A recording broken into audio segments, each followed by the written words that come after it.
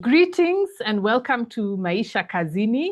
We are back with our regular guest, Mordecai Ogada, and today we are going to talk about his book, which he launched last year, entitled Green and Evil. Karibu Ogada. Thank you very much. Good to see you again. Yeah, in this time of confusion, the era of monsters. Yes. Yeah. And in fact, It's your the era book, of madness. I tell you, and in fact, your book is a lot about that madness, which Mm, we'll talk about a bit more. But yeah. I'll start from your final chapters. There's a part in the book where you say that the book is less a product of research and more a journey of reflection. So maybe you could start on that point. How did you come into writing the book, and what are you doing with the book?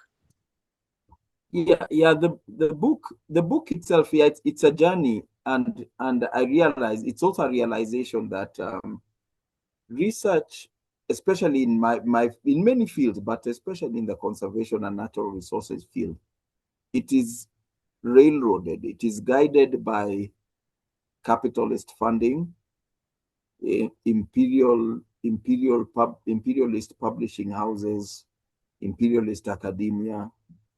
It's also guided by white spaces on the ground, which national parks, conservancies, those are white spaces in Africa. And if you work within that framework, you will never learn anything. You will never say anything of consequence. You might get richly rewarded in terms of money and jobs and fame, etc. But you will never learn anything, and you will never go anywhere. You will spend 50 years in that field and retire and go home and have made no difference. So it was a journey to make a difference, sort of something, not that I'm at the end of my life, but it's something I want to be remembered. It was me trying to make a memory of me that I want people to grow from or build upon, because it's certainly not conclusive.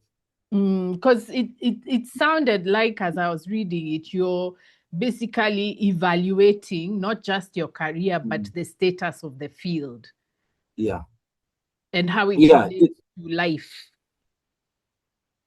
Yes. That is it. And I think that is a connection or a journey I made quite late in.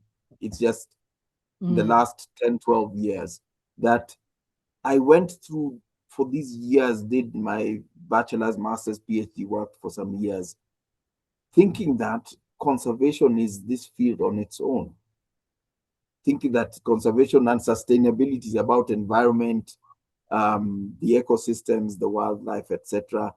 That conservation was not connected to politics, history, literature, sociology, and these things. And the thing is, it all hit me in the face. It wasn't like a journey of research. I suddenly got to a point where I detailed some of this in the book, where I was working for Laikipia Wildlife Forum. And I'm sort of the peak of my career. I was the executive director, just mobilized or managed to raise nearly $3 million in funding for all these different projects we were doing around Laikipia. I managed to recruit a really good staff of program officers and all this. And then the board suddenly met and told me that we are terminating your contract. Did they say why? Yeah, they cooked up some letter about I'm mismanaging the secretariat or some funny thing about like that. And I saw they had no reason. The then chairman, retired General Peter Waweru, was just basically errand boy for the ranchers. And it was just the ranchers. These are the white ranchers in Laikipia. They were the power behind LWF then. They got together and they realized that, okay, this thing is growing and it's growing big. And the problem is that it's growing big under the leadership of a black person. My predecessor was white. And that was a problem. It wasn't anything I had done wrong. So after talking with some people, I decided, okay, I'm not going to take this thing to court or whatever, because basically a director of any company cannot function if the board is against him.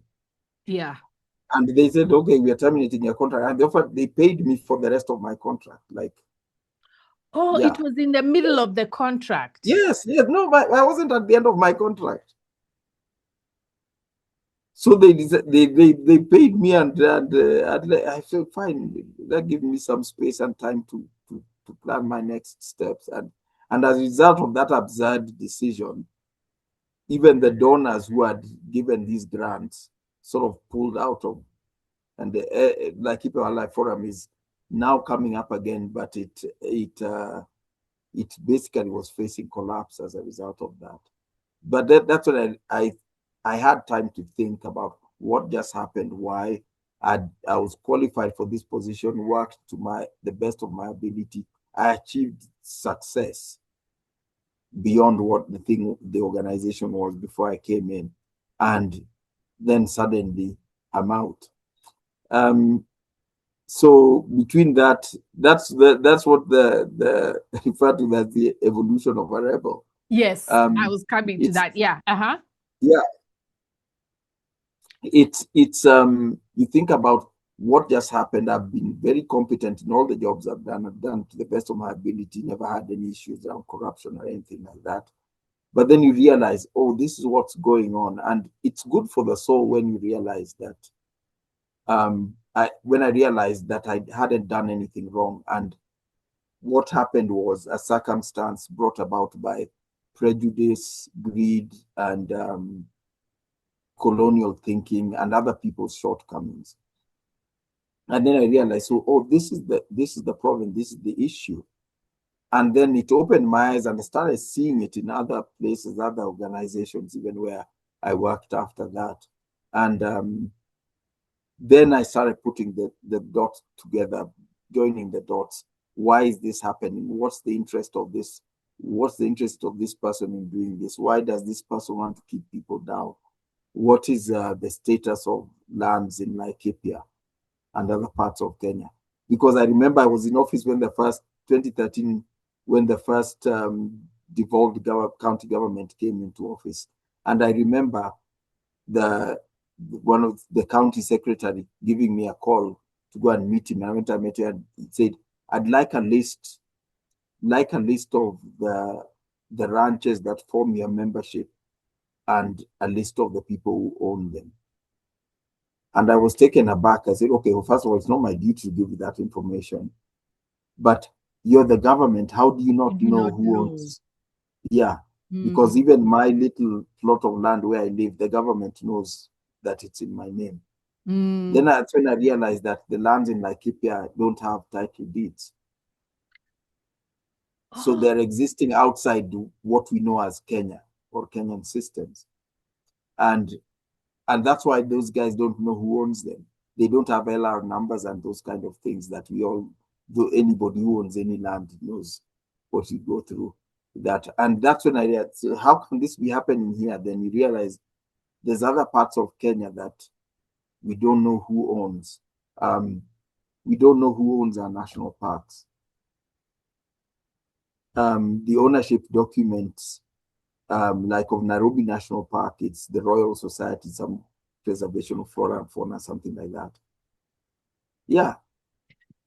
That is so absurd. Like Nakuru National Park, as I've said before, is owned by WWF. KWS are just watchmen. And these are the things you realize when sort of your eyes open, you can't unsee it. You can't unsee the colonialism that's around us. And then that's why I thought, like, okay, at some point we need to get this out there just so that future generations, hopefully kids years from now, will read these things and realize that we need to solve this, we need to correct things. And that extends to places like Magadi, Soda, the tea estates, Nandi and Kericho, certain enclaves, certain areas around tea estates, around Tigoni, Limuru, certain parts of the coast. There'll be all these enclaves, and where we don't realize that we're actually squatters. Hey, that one I didn't know. Maybe I forgot, but Yeah, it didn't there's a register. lot I of think I false heard you evidence. mention it once, but it didn't register. Yeah. So when you're talking about evolution of a rebel, there's a part where you talk about the obstacles you faced when you were a postgraduate student trying to Mm, pursue this field. Can you just mm. talk about them? Yeah, yeah. First of all, the obstacles you face is okay. There are resource challenges. Mm. Um, and before I finally got a grant to to go out and do wildlife ecology work, when I was doing my coursework, I'd already designed a project where I wanted to study the distribution of weaver birds and orientation of nest building on certain species of trees in KU campus. I'm a, I'm a keen Oh. bird watcher, so I noticed that and I said, okay, if I don't get any money, I know what I'm going to do here. But well, as it is, I finally got a grant um, from Africa Wildlife Foundation actually, but it was I was sort of imposed on a project. Um, my supervisor, who's an American called Lawrence Frank, had this project, and he had applied for. He was funded by Africa Wildlife Foundation, and as a condition for the renewal of his grant, he needed to have a Kenyan student. He had to have a Kenyan student because Africa Wildlife Foundation then was making a big. It was an American organization, but Mm. it was trying to become African. The Mm. headquarters then was in Washington, D.C. The president, so they are trying to Africanize. So I got that grant, took me on, and managed to do that research work. But the thing again is the grant money goes to him. He can decide. I had done my proposal. I needed a camera. I needed this, that, the other. But he decided what to give me, what to buy for me, which was far less than. I didn't get the camera. So many things I didn't get. I had to find a computer from through my own source, even though it was And my this was grant. not the days when computers were readily available. No, no, no. Mm. In fact, that was probably the only hope of me getting a computer of my own. They were very expensive as well. Mm.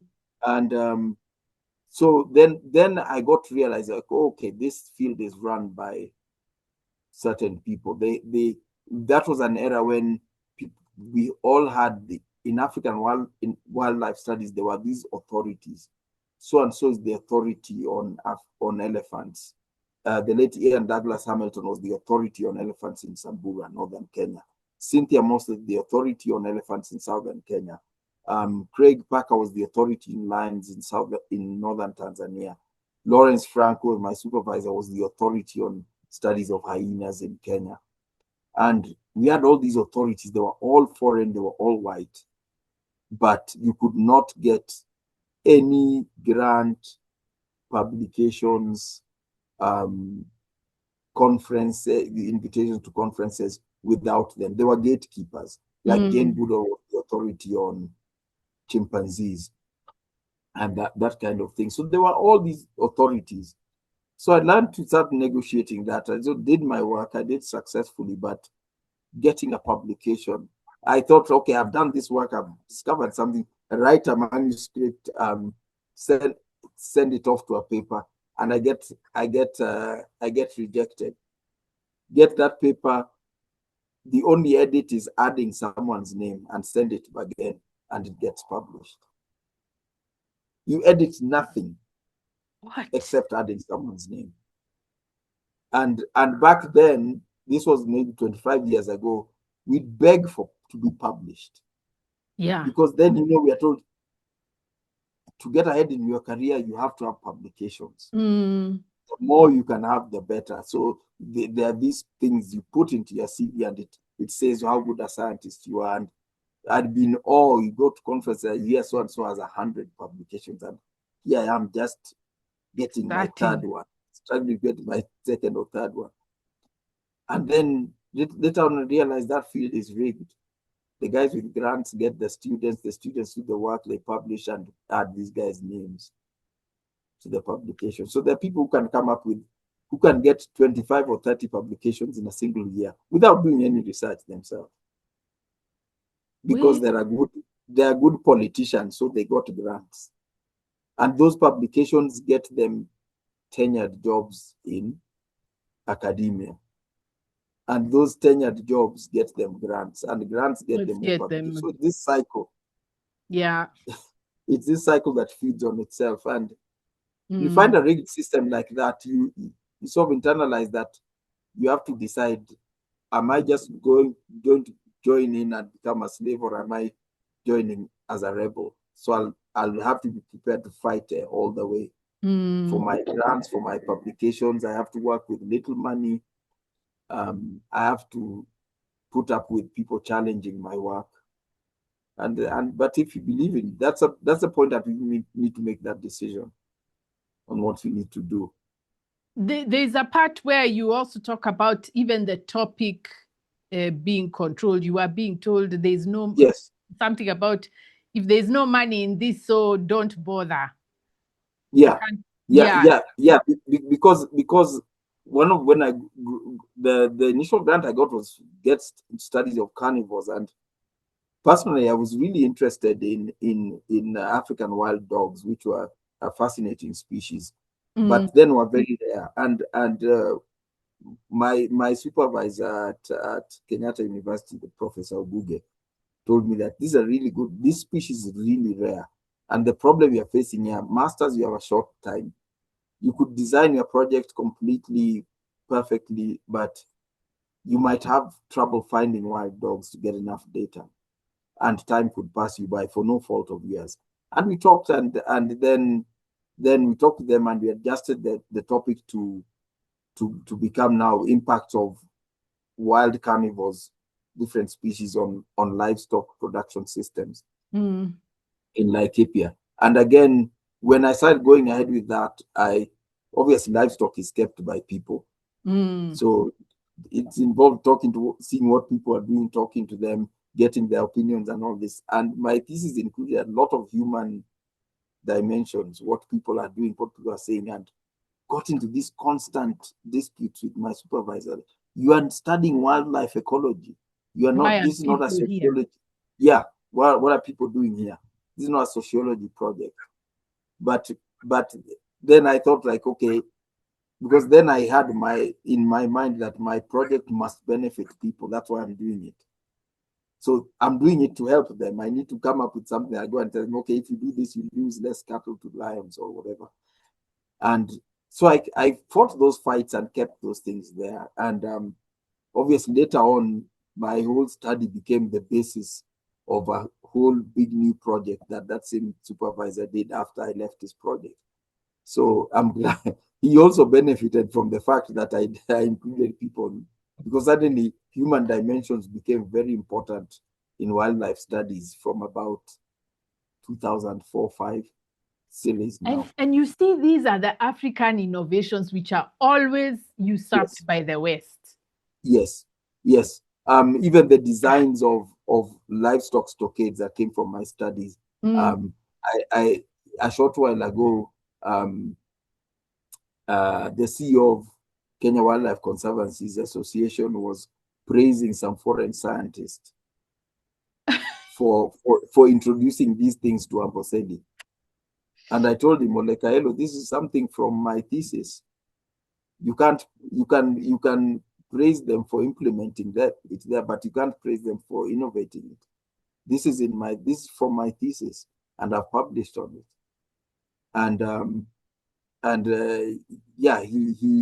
He actually felt that I should not be claiming that thing.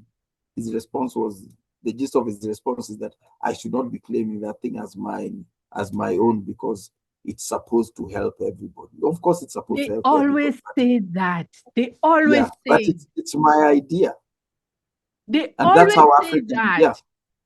I'm always told, Ati, why do you keep on saying you told us? But I did. I mean, it's not proprietary, but I did. Yes. It's fact. And then how is that? It's not acceptable for us to say this was my idea, but it's acceptable to say this Mzungu brought the idea. Yes, because that makes it so exciting. when you say it's brought by this Muzungu, you can even get the MP to come and launch those, whatever it is. You can get the minister to come. You can get the governor to come. If you just say it's some guy called Ogada who did this thing, I'd say, okay, that's not important. God, this is extraction. It's extraction and it's facilitated. It's initiated outside, but it's robustly facilitated by our people right here. Yeah, our people cannot give credit to a fellow African. That's like, no, we all need to remain at the bottom of the bucket. Yeah, so if we are going to praise anyone, let's praise them, Zungu.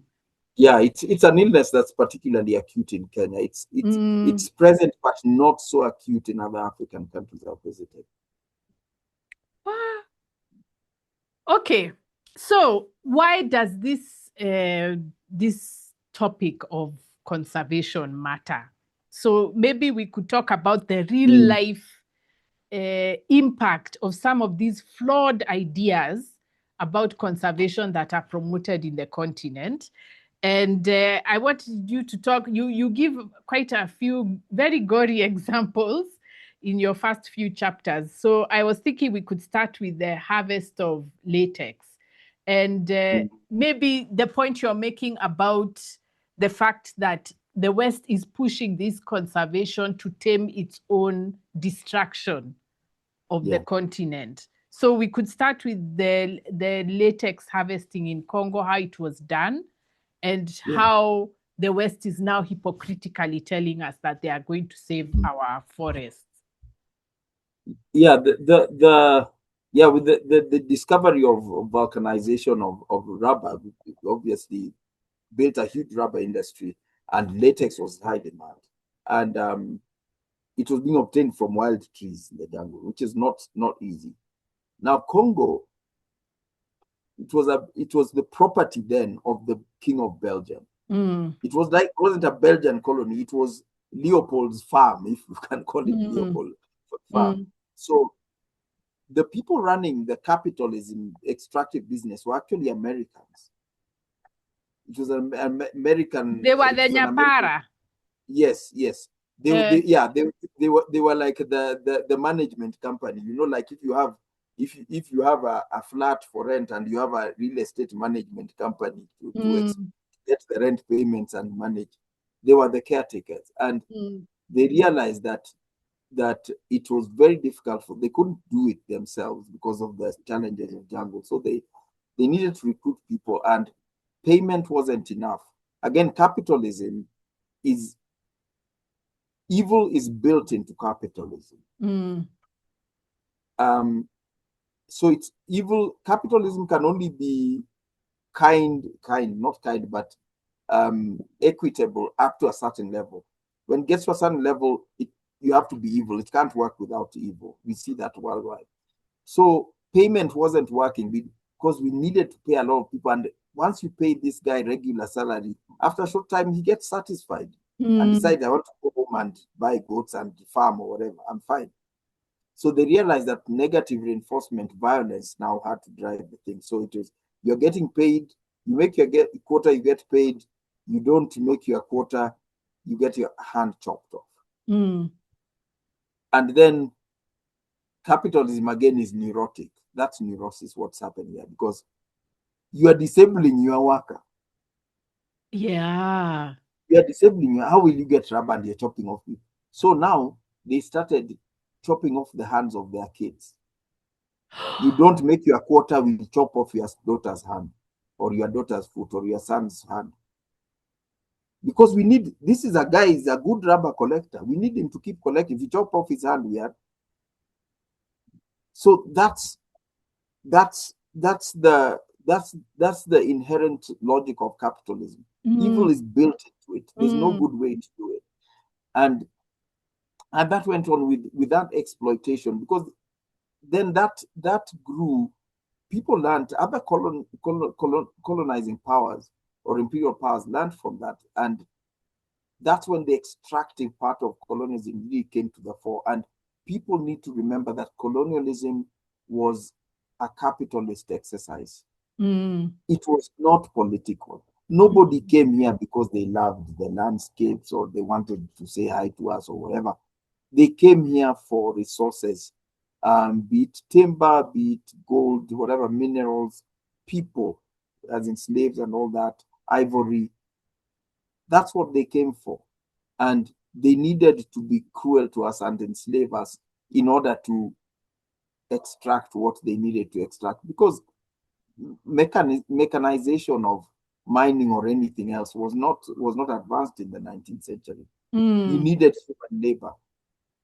And coming to places like Kenya, this is where the hatred or ambivalence of imperialism or Western thinking came. The hatred for pastoralism, because the British came here, they found these Maasai people had their cattle, they had their goats. They didn't care for these coins. That would work for a month, then you give me some coins. And what do I do with the coins? To go and buy some sugar or whatever, yeah, or trinkets. I could easily go and the barter one of my 2,000 goats and get a blanket, whatever it is. So this was a challenge, and that's why they even had to import labor from India to build the railway, because pastoralism and the railway passed through acres and acres of Maasai land. Not only that, but because of the wealth of these people and their aggression, they actually had to be paid bribes to let the railway pass. Otherwise, they'd be raiding your camp or chasing away your workers and that kind of thing. So fast forward 200 years or nearly 200 years to now, pastoralism is still the biggest enemy of imperialism in Africa, because it's the glue that holds communities to their land in vast areas of Africa. Don't just think of Kenya, think of the whole Sahel, the Sahel region, East Africa, go south into the rangelands of Tanzania, Zambia, Zimbabwe, Botswana, and all that. So they're still fighting pastoralism to this day. It's just that now they're not using guns and bullets, they're using carbon trading, they're using conservation, creation of national parks, they're using extractive industry, like similar to the rubber thing. We have gum arabica, which is collected from the Acacia Senegal tree, quite widespread in northern Kenya. NGOs are on for years, trying to get Samburu people into collecting this gum, and it is quite valuable. Brokers earn a lot of money from it, but the effort versus income ratio for the one who does the collection is rubbish. It's rubbish because the tree is it's not a widespread species of acacia like Acacia mellifera and Acacia nilotica. So it's one tree here, one tree there, one tree there. By the time you probably walk 100 kilometers before you can get 10 kilos of gum.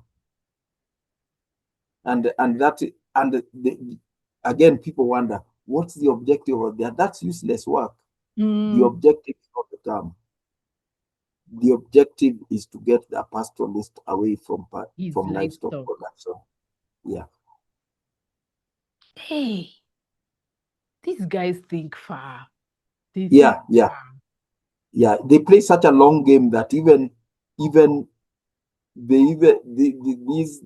these shenanigans are full of Africans who are within that long game and they can't see it.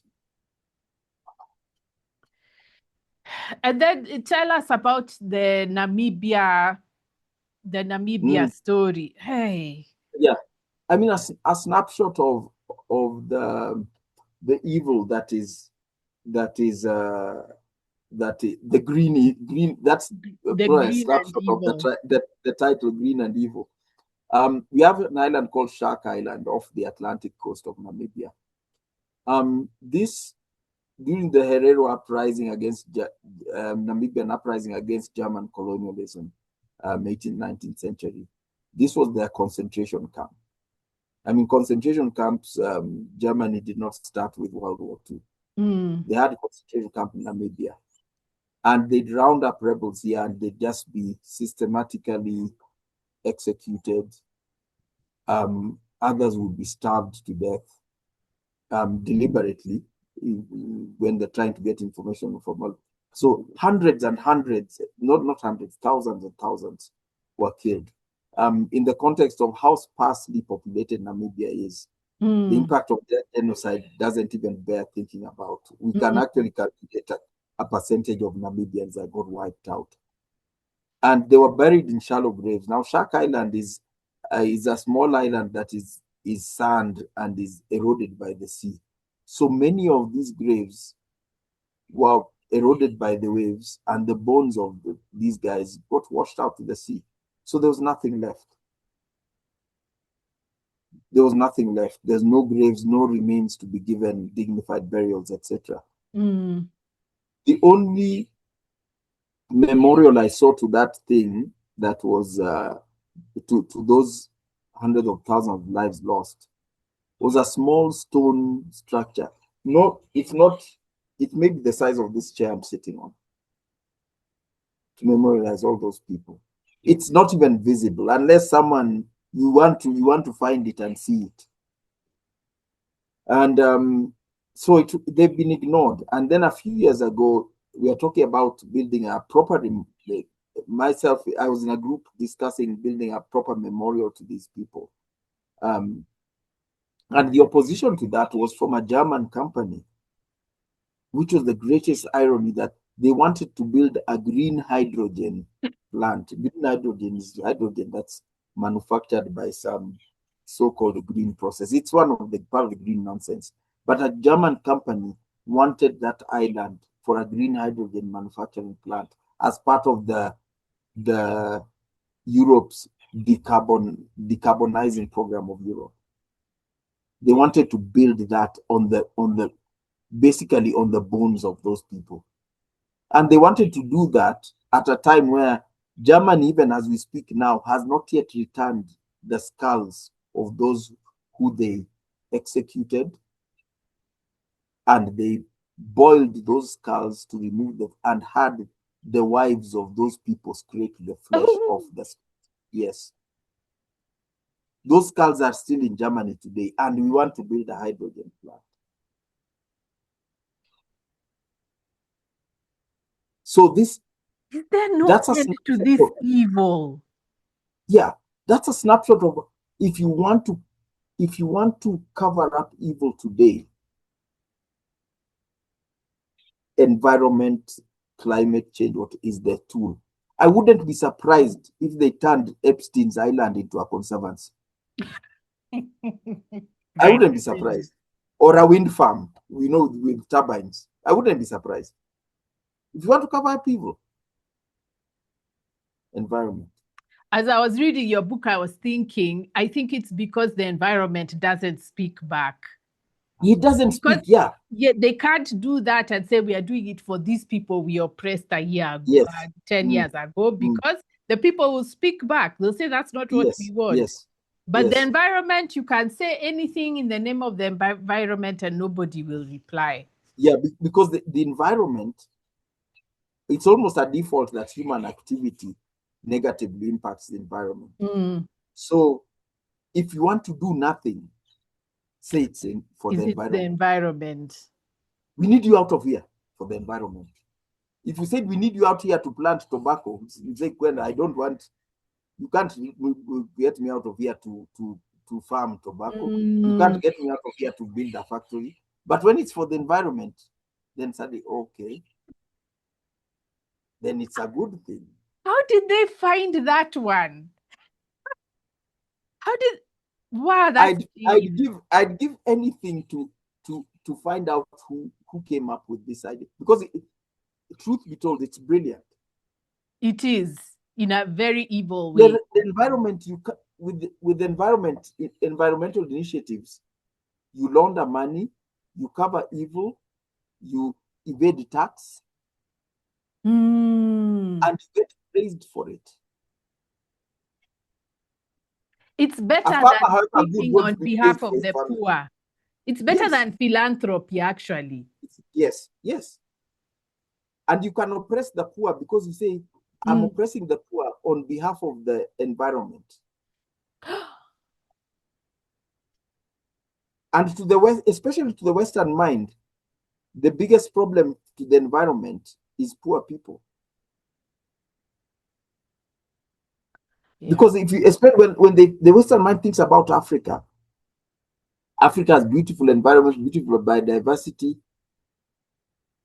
beautiful animals, and all this, and it's in danger.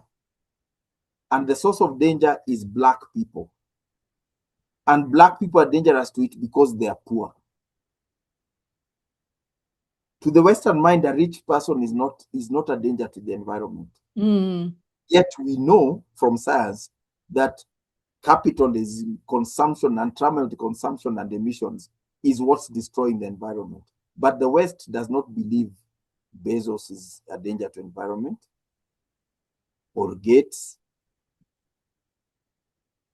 We don't believe that. We believe the danger to environment is that old Shosho who is collecting some dead wood to cook her dinner at night. No, that's what we can't have that. Then you introduce that cocoa nonsense, that cooking thing which recently collapsed.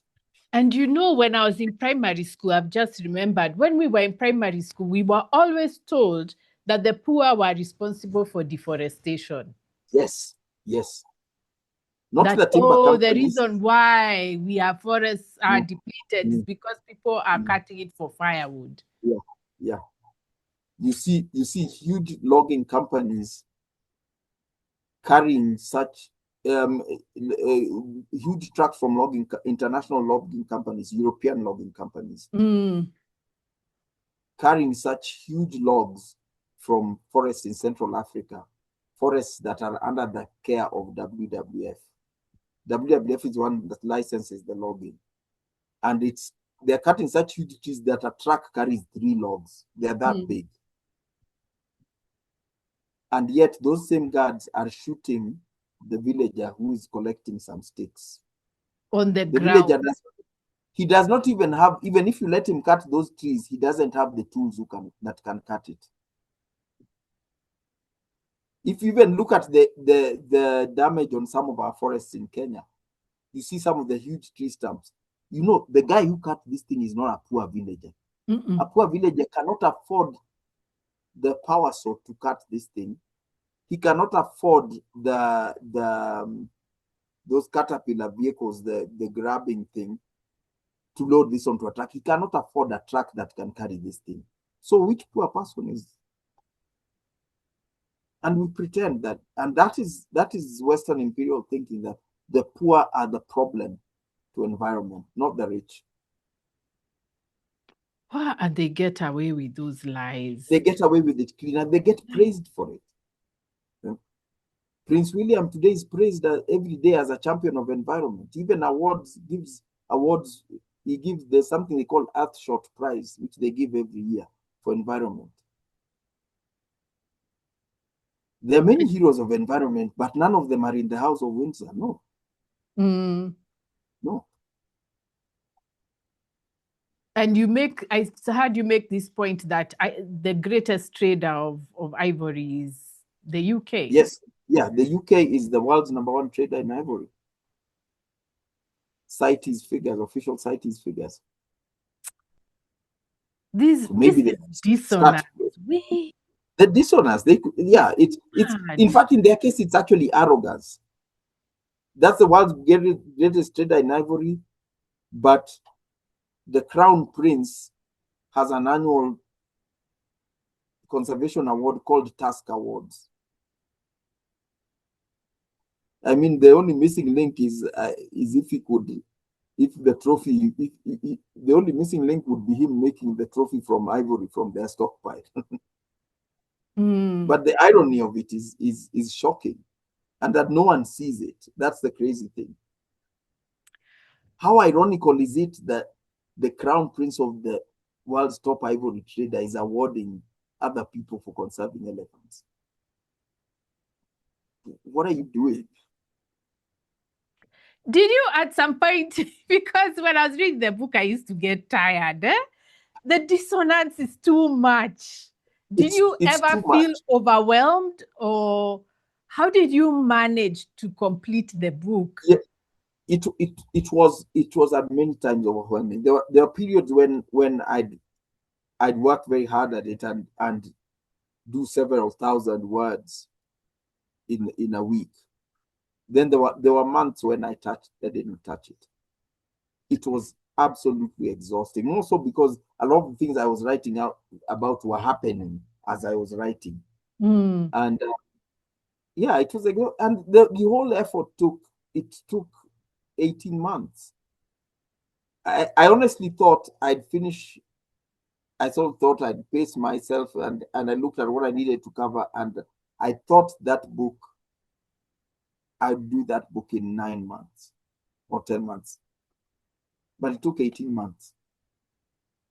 It took 18 months to come up with the first draft and all. So it took 2 years to do the whole thing. And it's exhausting. And someone was asking me, like, so what are you working on next? I told her, I don't think I'll ever write another book again. Certainly not about the same kind of thing. But that's how taxing it is. And when sort of like the reactions what you're saying about it, and when people get annoyed about what they see in it, it's sort of, then I realized, yeah, that's why this thing was such a burden to me, because this stuff is annoying. It's upsetting when you see them doing it. It's upsetting. I think to me personally, the most upsetting thing is when I see Kenya government consistently on the side of these oppressors. I see KWS on the side of these oppressors. Yeah. I see Masai elders, Samburu elders, Taita elders from so many of our societies consistently on the side of these oppressors. That's the hardest part for me to bear personally, because I see young generations looking up. When I was young, my grandfather was always a source of kindness. Grandfather gave you this. Even grandmother making nice food for you. Grandfathers and grandmothers would spoil us. Yeah. But now we've reached an era where the grandfathers are the ones selling their grandchildren down the river. It's an evolution that is really upsetting. It's absurd. It's absurd. It goes against the whole, and it's a complete antithesis of even African folk tales. It was always a kid's upset, he'd run to the grandmother's place. The grandmother or grandfather was always the one sorting out things. The councils of elders were fighting, there's a crisis, it's the elders who sit around and talk it out and sort it out, agree on even fines to be paid. It used to be even domestic disputes just between husband and wife would be sorted out by some older people, their older brothers, older uncles or parents. But now these old people have become the demon that's eating us from within, and it's something philosophically that's very difficult for me to deal with even now. Yeah, that is. Yeah, that's anyway. Now there was this experiment you mentioned in Turkana, where this scientist was pulling crocodiles out of the lake, shooting them, and then using the carcasses as specimens. These people are so destructive. Alexander Graham. Yeah. He later on became an advisor to I think the Queensland government, one of those states in Australia, on conservation, and for many years was a highly paid consultant. But this book was about, he was looking at the diets of or ecology of crocodiles in Lake Turkana, and he didn't seem to have any plan. He'd just go out, see a crocodile, and just shoot it. He shot every crocodile he saw. Shoot it, measure it, gut it, see what's in the intestines and all that. Dump I think some of the local Turkana people might get some meat from the crocodiles or whatever. And he did this for years. And the way I learned about this project was, there's a book called The Eyelids of the Morning. It's by this photographer Peter Beard, who was fascinated by northern Kenya. He also had this sort of explorer type thinking. So the era when photographers liked photographing semi-naked nomadic peoples in northern Kenya, southern Sudan, in Ethiopia. Angela Fisher, Leni Riefenstahl. So Peter Beard he's credited, this is an aside, but he's credited with discovering Iman, that Somali model who later married David Bowie and all that. So he was up there and got fascinated with what's up this guy. So he'd go around taking photos of these basically this pornography of slaughtered crocodiles, dead crocodiles, hanging crocodiles, people slaughtering crocodiles. And there was even one somewhere where there was a crocodile that had eaten a human being. So there was some human remains there. And he documented this, and this is what produced that book. And Peter Beard became famous, Alexander Graham became famous, but what they were doing there was rubbish. The crocodile population in Lake Turkana is not very high, and I don't think it's ever recovered from those years of wanton slaughter. Crocodiles don't reproduce that fast anyway. But this is the thing. How hard is it to just observe the crocodiles eating? Yeah. Why do you have to kill them and open their stomachs? And even if you have to take some, you have to take some samples. You can take a sample size, and there's statistical models that you take 3 from this point, 2 from that point, 10 from that point, and all that. You don't need to kill hundreds, and some are being killed at the same point. So it's even scientifically, you see, a lot of this work back then would not even pass peer review.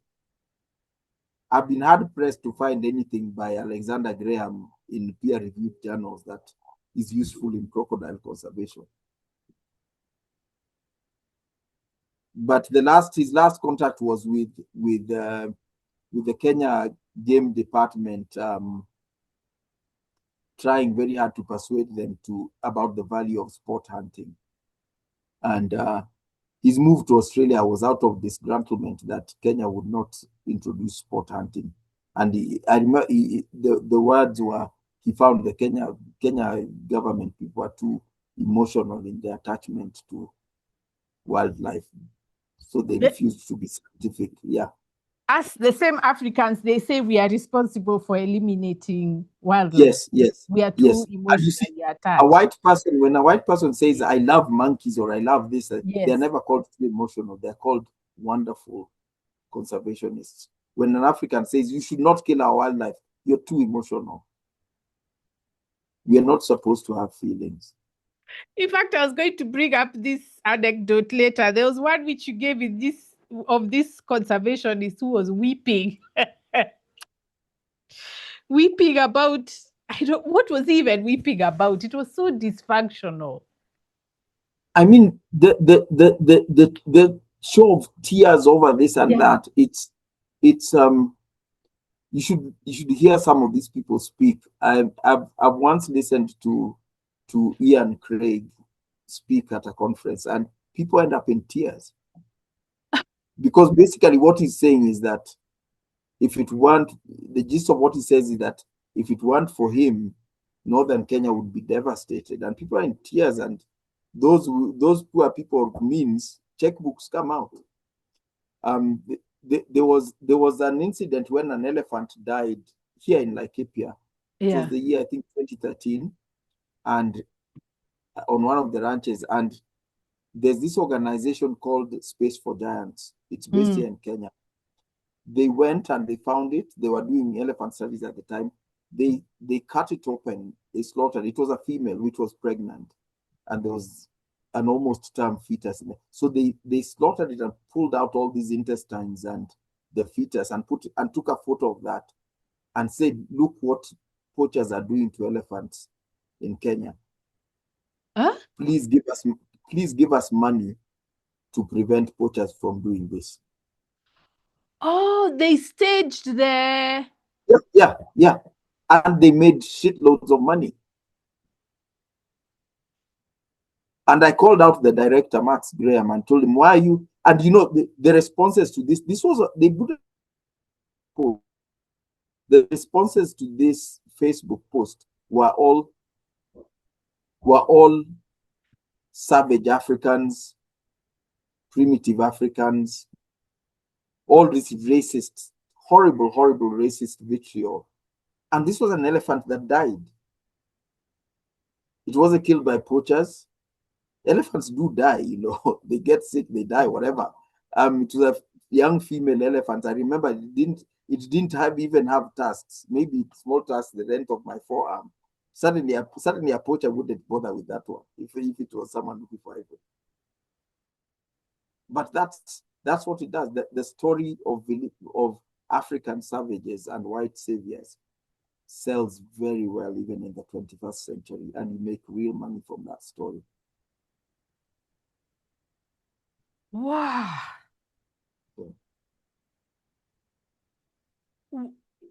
You make a comment about the war and destructive instinct of Europeans, which is at the core of this destruction. Yeah. Maybe you could say something, and then at the same time, they claim to love what they are destroying, and that's the core of conservation, isn't it? Yeah. It's a conundrum they have, and it is.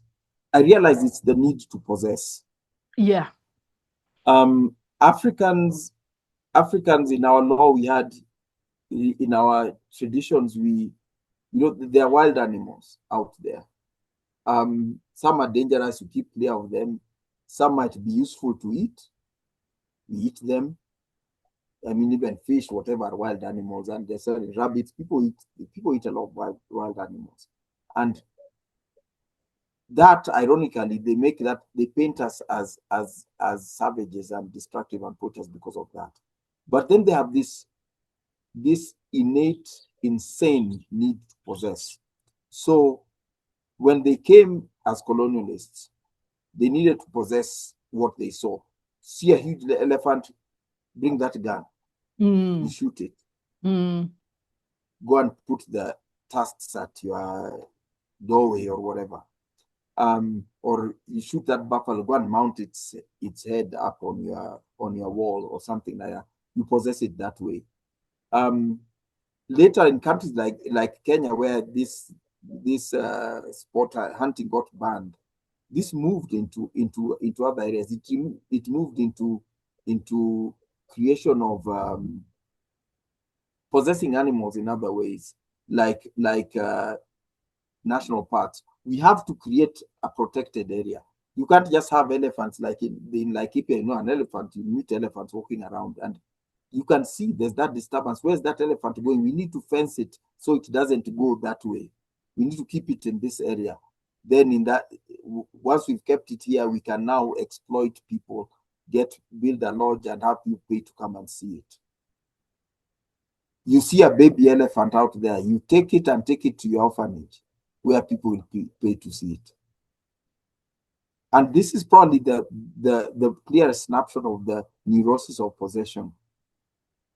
Why are we currently collecting baby animals from the bush?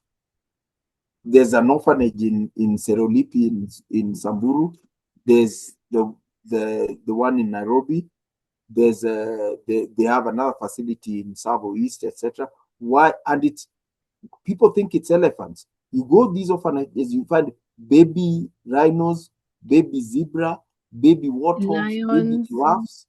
Yeah, lion cubs and all. We are collecting all this, and the logic of it is neurotic, because you ask, oh, so what happened there? Oh, this one was found lost in the bush. Okay, that's rubbish. I don't believe elephants lose their calves in the bush.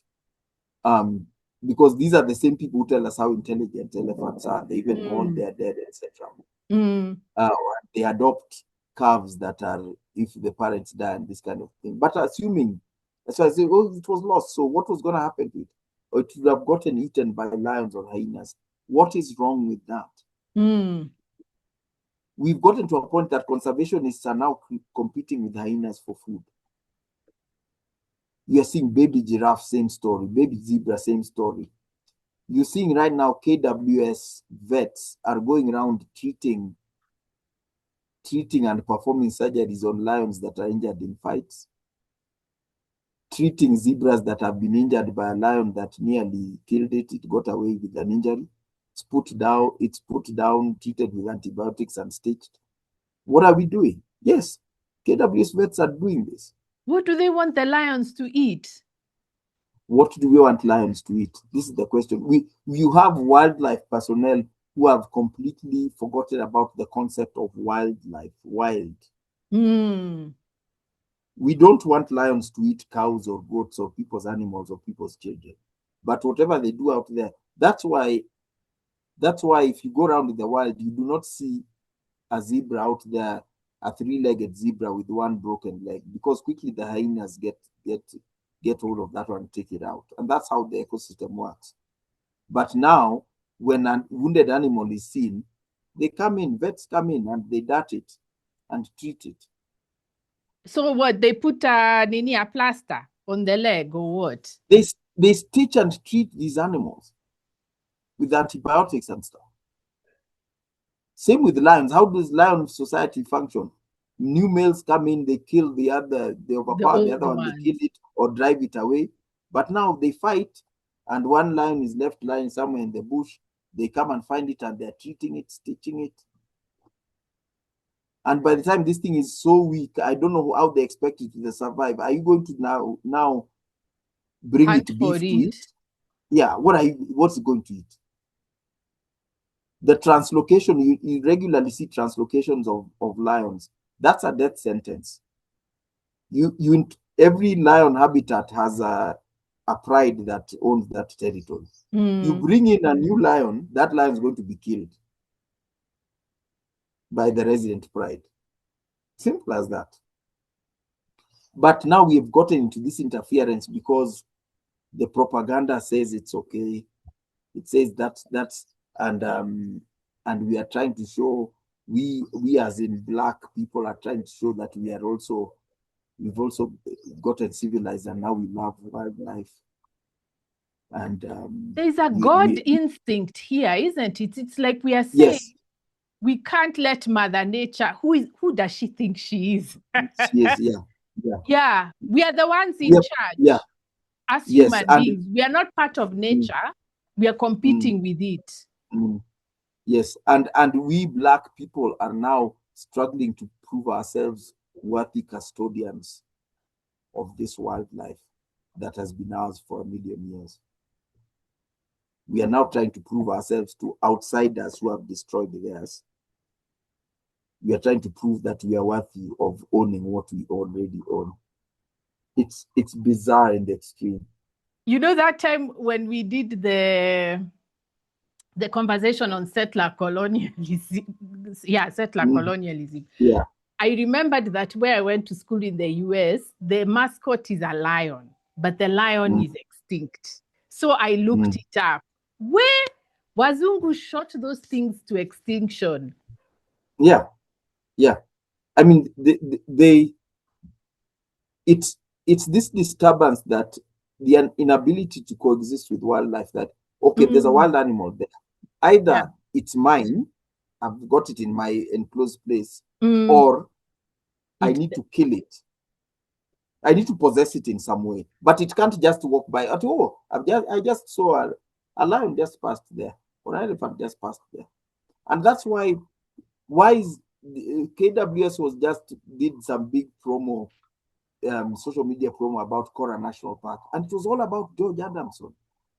And Kora has beautiful landscapes, wildlife, and all that. Yet the only thing that seems to matter to them about Kora is George Adamson. And George Adamson, the only special thing about him is that he hand-reared these lion cubs. And the only reason why he hand-reared those lion cubs is because he killed their mother. That's how he got to hand-rear those lion cubs. Because he just shot a lion, then he discovered he had some meowing, then he realized, oh my God, there's cubs. So he's a killer who ended up taking responsibility for one of his kills. And suddenly now, he's this legend because he hand-reared those lions. There's somewhere where we must grow up and grow out of this thing. It's crazy. There's somewhere where you said about, I was looking for the quote, I even read it, about killing them gives the European culture a sense of power over life. I can't remember how you put it. Yes, this is like Kenya is sort of is an exception in Africa, in that all hunting is sort of prohibited here. And right now, there is this desire in the elite sport hunting fraternity globally. There's this desire to hunt in Kenya. Because of the ban. The ban makes it even more desirable. And then it's highly romanticized because of the hunting exploits of Teddy Roosevelt, 1910, 1911. And then later on, I think in the 50s, Ernest Hemingway was a big hunter here. So these are highly revered romantic figures. So right now, at first I didn't understand it because when I was director of Laikipia Wildlife Forum, I was approached by some very wealthy capitalist called Paul Tudor Jones, an American, and he was interested in sport hunting in Kenya. I told him, no, that can't happen. And I couldn't understand why does he want to do it, because I thought, okay, so he wants to hunt a buffalo. He can hunt a buffalo in Tanzania or South Africa or Zambia or wherever, all these places allowed. And he owns hunting blocks in those places. Then he said that no, his ambition is to hunt a buffalo in Kenya and have the photo taken with the buffalo and in Mount Kenya in the background. And Mount Kenya in the background. That's why he wanted it, especially Laikipia. So it's those hunting photos, even the old ones, it's like hunter so and so with his 500-kilo buffalo kill in Tanzania, in Morogoro. But they can Photoshop. I mean, that's why I'm saying these people now should start using this AI. They are investing this AI is available. Do an AI photo of Mount Kenya with you and a dead buffalo. It's okay. and those photos always they demonstrate dominion. They demonstrate dominion over the place where it is, and that's why on occasion there are some where they pose with black people holding the tusks or holding up the tusks like that, and it's to show dominion over the animal, over the place where you're hunting, and it's the ultimate self-actualization, and it's a very psychologically cleansed thing. The most bizarre thing I've witnessed when I've been places where they do hunting is there's always a vehicle following with lots of drums, big drums or big tanks of water. This water is always used to wash the blood of the dead animal. They don't want any blood. But hello, they want you shot it, you've killed it. Yes, but you want it clean. You realize it's neurosis. Sport hunting is a neurosis because they don't want the blood there, so they wash. There are people employed in the safari crew to do that. Come and wash the blood off that giraffe, like a big animal like a giraffe. Wash the blood off, then you position it nicely. It's fiction. It's fiction. I've seen cargo straps used. I mean, look, imagine you've shot an elephant. Imagine trying to position an elephant for your photo. You put cargo straps around it and put the Land Rover into 4-wheel drive and pull it around this way. And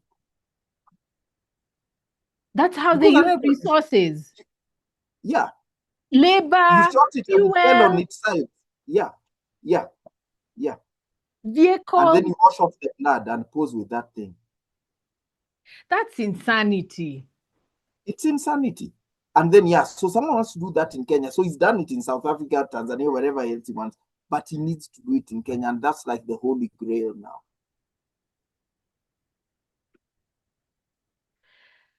Doesn't that make the African workers who do that, it must mess their heads, even them? Yes, it's the height of oppression, I think. There's something so depraved Yeah. and oppressive about it. And that's what they pay for. When you hear that someone's paying $50,000 to shoot a lion, he's not paying for that discharge of a bullet tooth and killing a lion. No, he's paying Oh. for all this.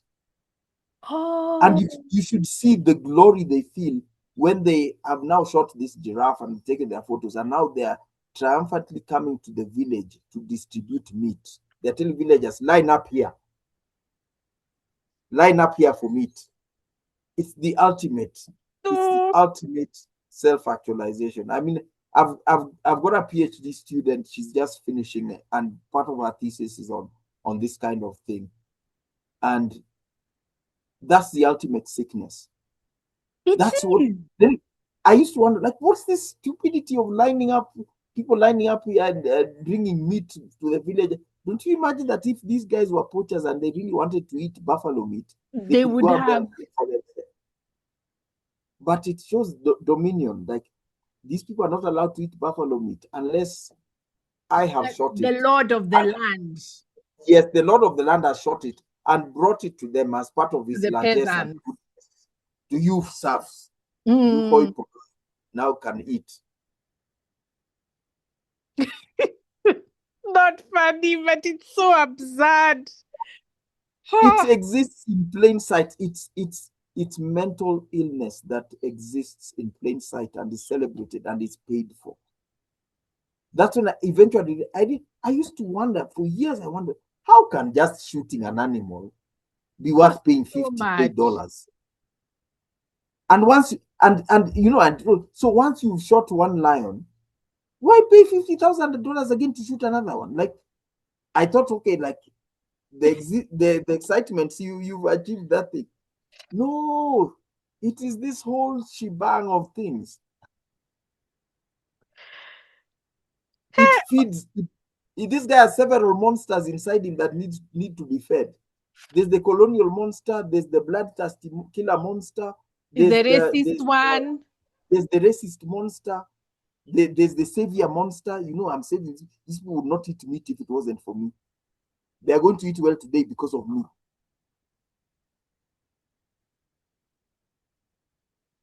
Hey, how you wrote this book? You're strong. Because I'm still resting. Even now, I'm still resting. Going through that sickness. Hey. Yeah, it took a lot out of me. That takes a lot. When you understand that, you almost envy those who don't get it. Say, okay, they're comfortable. They're comfortable. They think it's just a safari. At there are points when I envy them. Oh, if only I could just see this as just a safari, I'd be fine. That is so absurd. I can't even. Yeah. There's much mental illness around environment stuff. That's why I was telling people at your launch, if you're a person who has a weak heart, you better read this book in a book club. Yeah. Or piece by piece. Don't piece yeah. Yeah. It's really difficult to deal with. And especially for me, it's seeing how these myths and lies, if a few villagers believe it, villagers can believe it.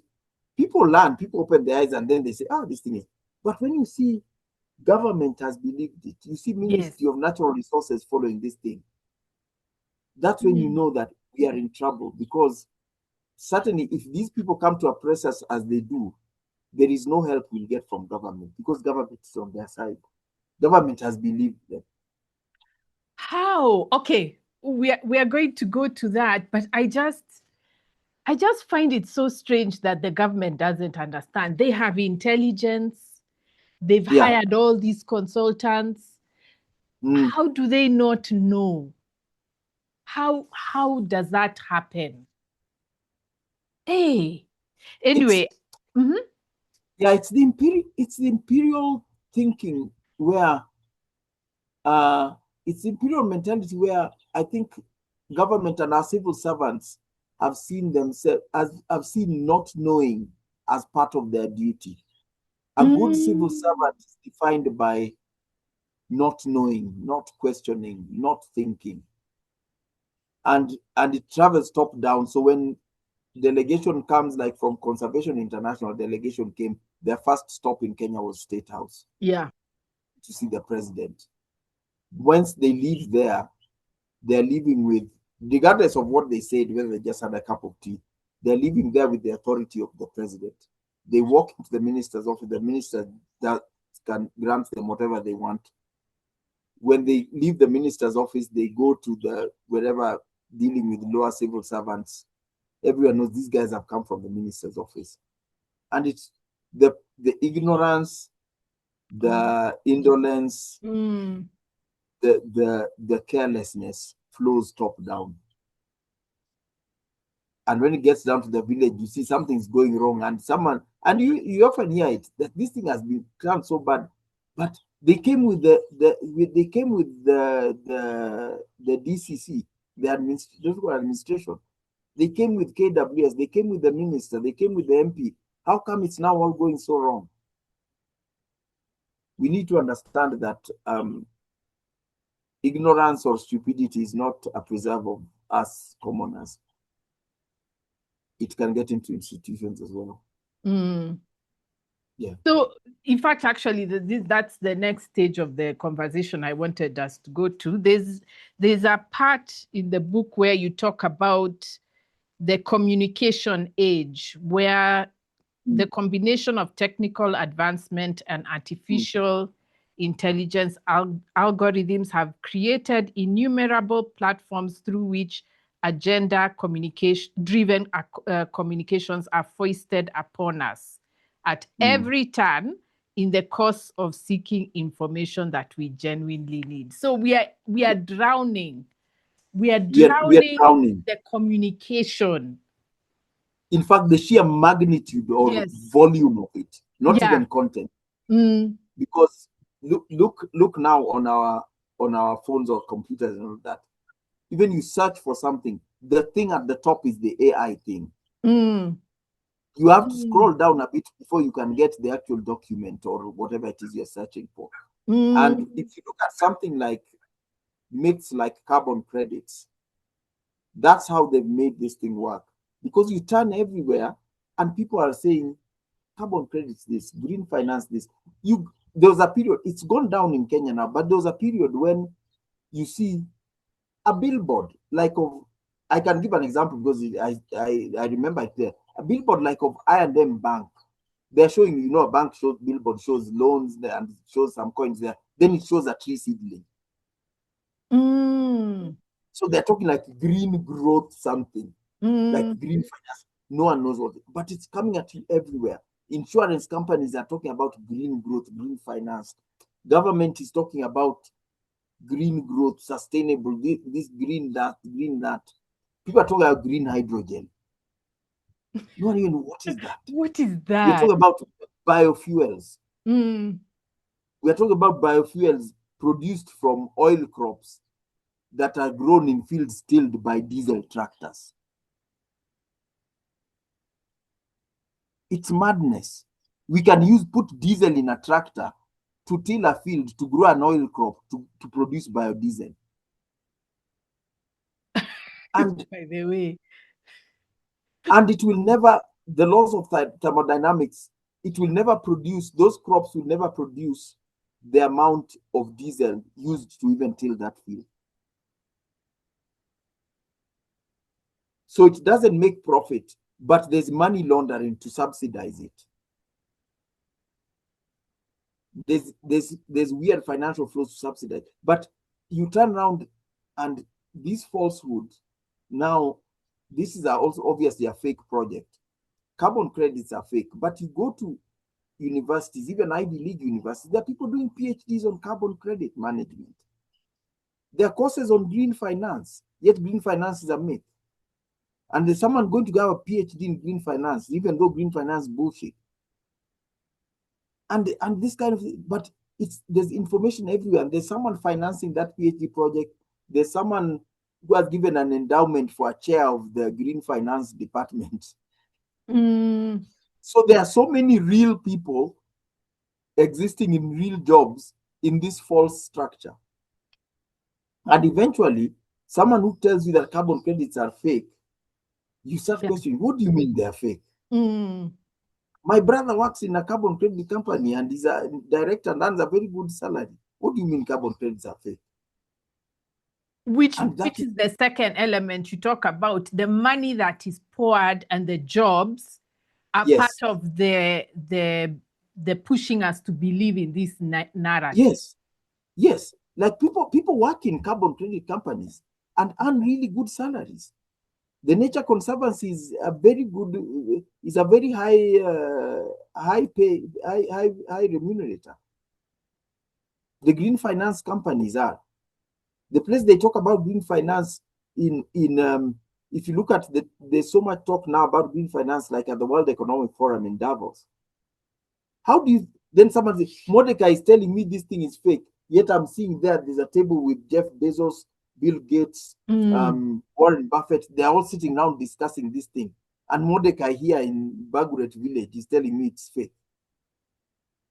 And especially if you come to Kenyans, the way Kenyans worship money and those who have it. They say, no, this thing is genuine. This thing is real.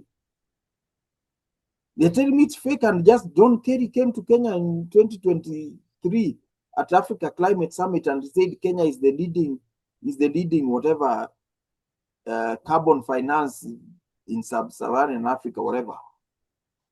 And then you're telling me it's fake. And someone has been employed in the Carbon Finance Secretariat. Someone is getting it. And you go around it. If you try and find out what is going on, you end up down a rabbit hole. I know it's almost like pyramids. It's a pyramid scheme, but that's how pyramid schemes work. You're telling me this investment is false. Yes, yet my mother just got her payment last week. What do you mean it's fake? Or I even know the guy who introduced me showed me the car he bought with this payment. So it must be real. Money can poison, especially in materialistic societies like Kenya. Money can poison understanding. And if someone comes and convinces you that, like you see Masai land, the rangelands, you are this community that communally owns 50,000 acres of land. And someone comes and convinces you that you are poor and he's come to give you money. And he convinces you have a herd of, someone with a herd of, might have a herd of 2,000 sheep or something. This guy who has only 50,000 shillings in his bank account, comes to convince you that you are poor and you now need to give up your grazing land so that he can give you $2 per hectare per year. It's a level that approaches witchcraft, actually. Yeah. Yeah. And someone convinces that he's come all the way from Europe or the United States to give you money here in Kenya because he loves you. Like, why isn't he giving? If this thing is empowering people, why aren't they doing it to empower communities in the United States? Why aren't they empowering communities in France? We believe there are no problems in the US. There's no poor people there. There are no poor people there. Yeah. Everybody has everything. No one is empowered. They need to come and empower us here in Baragoi in Kenya.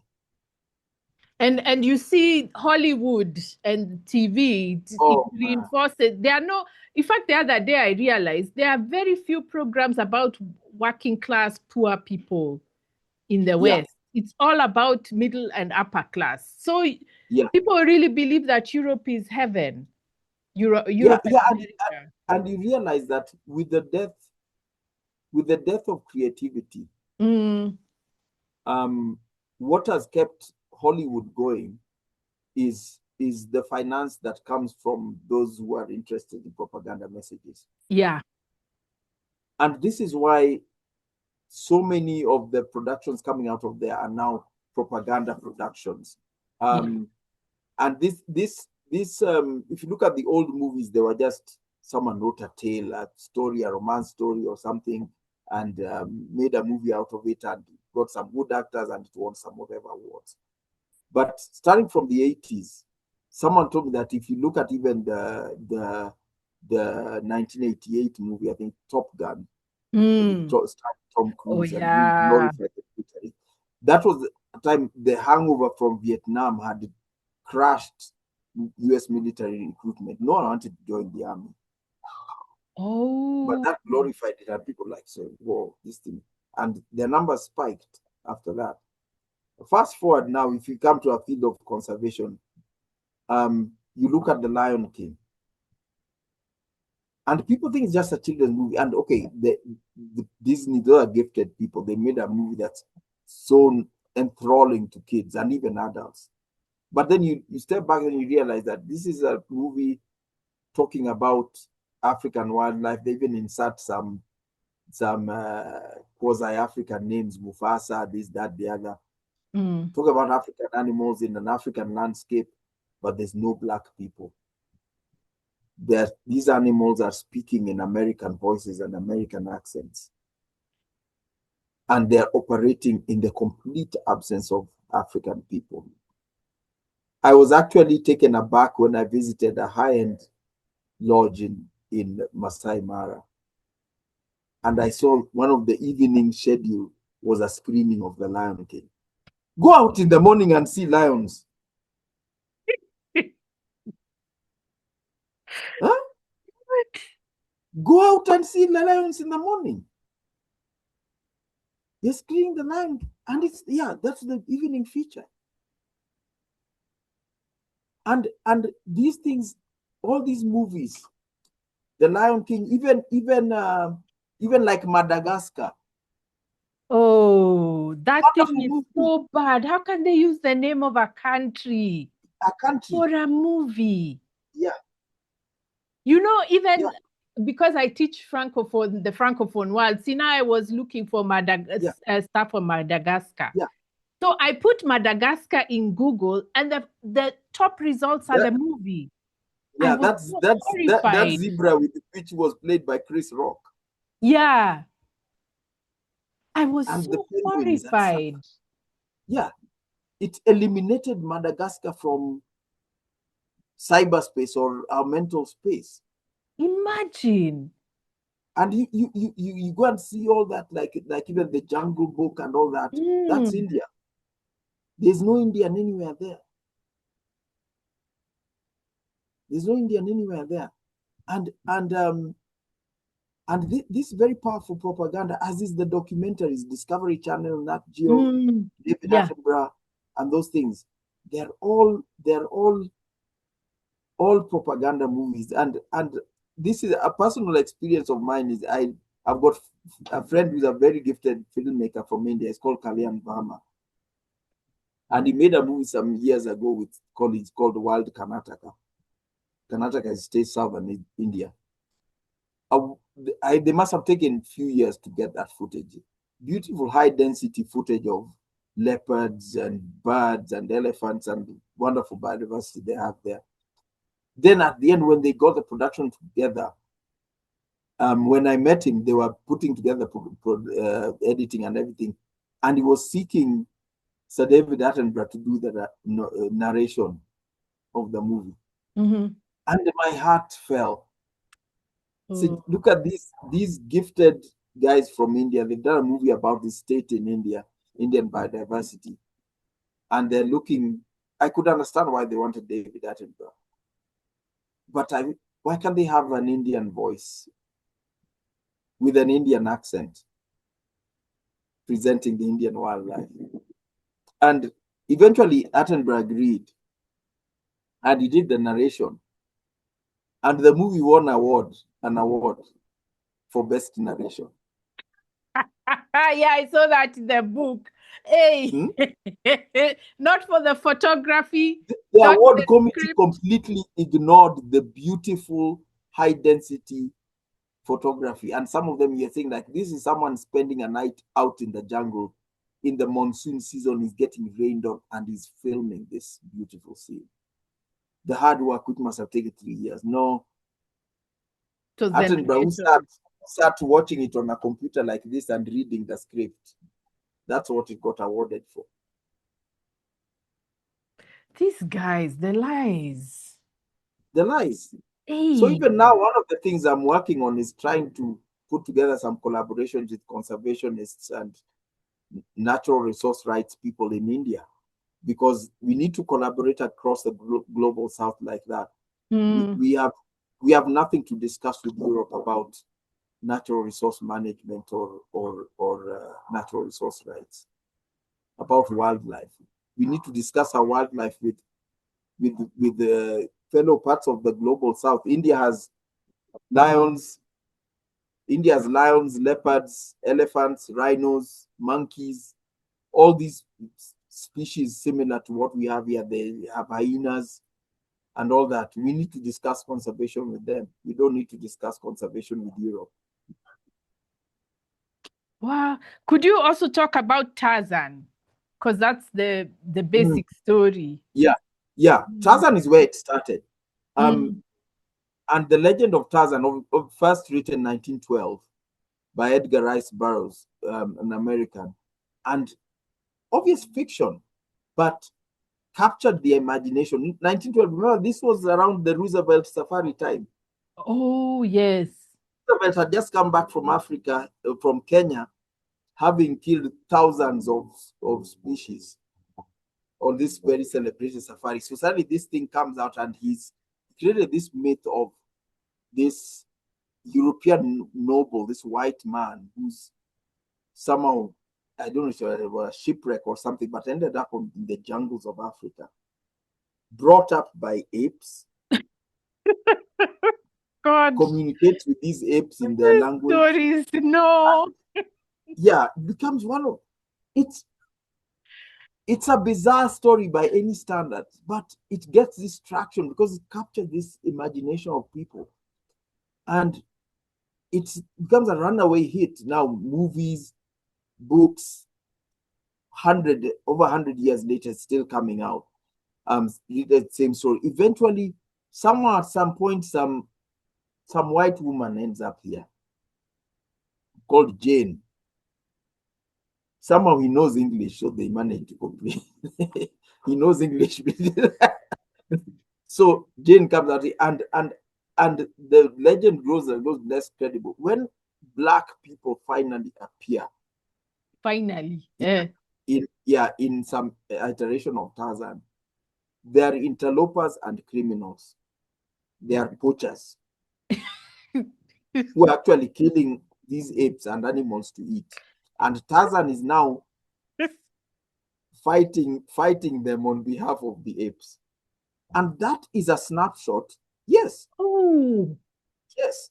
Tarzan is fighting these black people to defend the apes.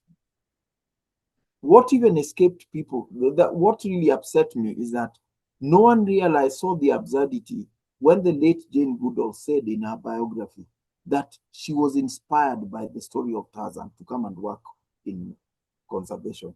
So she was the Jane. Yeah, she saw herself as, yeah.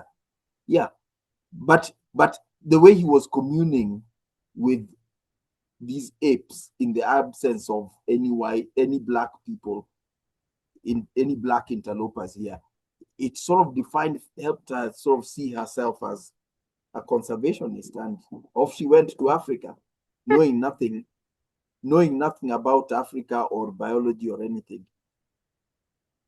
And because she went, she got accepted into a PhD program at Oxford without an undergraduate or graduate degree. Wow. She did the PhD from nowhere, from home. That's awesome. Yeah. And Jane Goodall's story is celebrated all over the world. I mean, people can watch the biopic. She says it. Wow. And you can see the propaganda importance of her story, because one of the things I noticed from her biopic is that for some, it's like even in 1962, 63, when she was coming, it's like someone knew we are going to make a movie about this woman. So there's someone filming her, doing her stuff. So there's real footage like of her as a young girl, 1962, 63 in Gombe Stream. They're filming what she's doing and what she's saying and all that. And like someone was playing a long game here. This someone was playing this 65-year long game. You know, this woman, we're gonna make a movie about her. I think there's an instinct. They know that this thing is so fictitious. They need to keep retelling the story. We need, it's like this. Yeah, they it's know. like this wall this mud wall that's crumbling. So we need to keep replastering. Yeah. Yeah. Because if you give all the constraints of doing, I know the constraints of doing field research. I'm imagining field research for this young girl from England who knows nothing about biology or Africa in Gombe Stream, which is quite a remote place even today. With all the challenges of that, who's thinking of filming? You should be thinking, what am I eating today? Where am I going to sleep? The things we all think about. And she's alone there. So who's thinking of filming? Maybe she saw herself as the Hollywood. Someone. Seeing a Hollywood replacement. She was probably be very young and naive there, but she was part of a story someone was telling. She was part of a story someone was telling, because apparently Louis Leakey is the one who recruited her to do this. Why her? I don't know. Nobody knows. Because obviously, even then, there were some biology students in England who were qualified to do a PhD, right? So why her? This is a movie. And in her latter years, now she was all over World Economic Forum. I saw her speak. I met her in Nanyuki when she gave a talk in Nanyuki some years ago, and she said out of 306, she travels over 300 days in a year. Yeah. All that fuel. She said that, and in my mind, I was just saying, somebody say carbon footprint. This is the person telling us about environment. She told us herself she travels 300 days a year. And these are the people telling us about carbon footprint.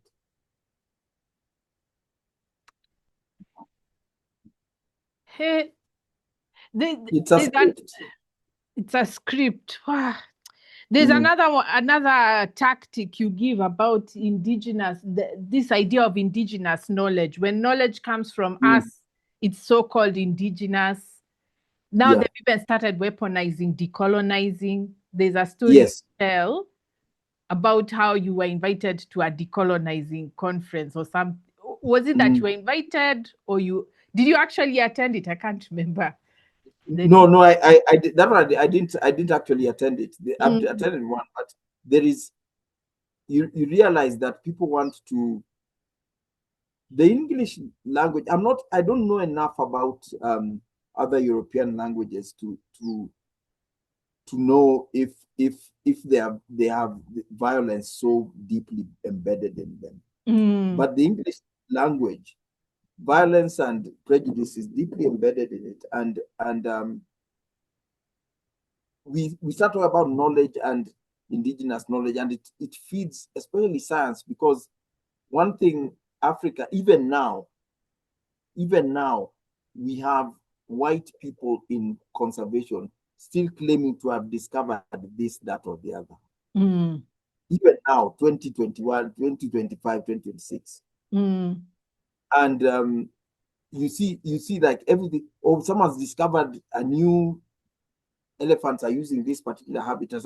No, it's not discovered, and elephants didn't just start using it.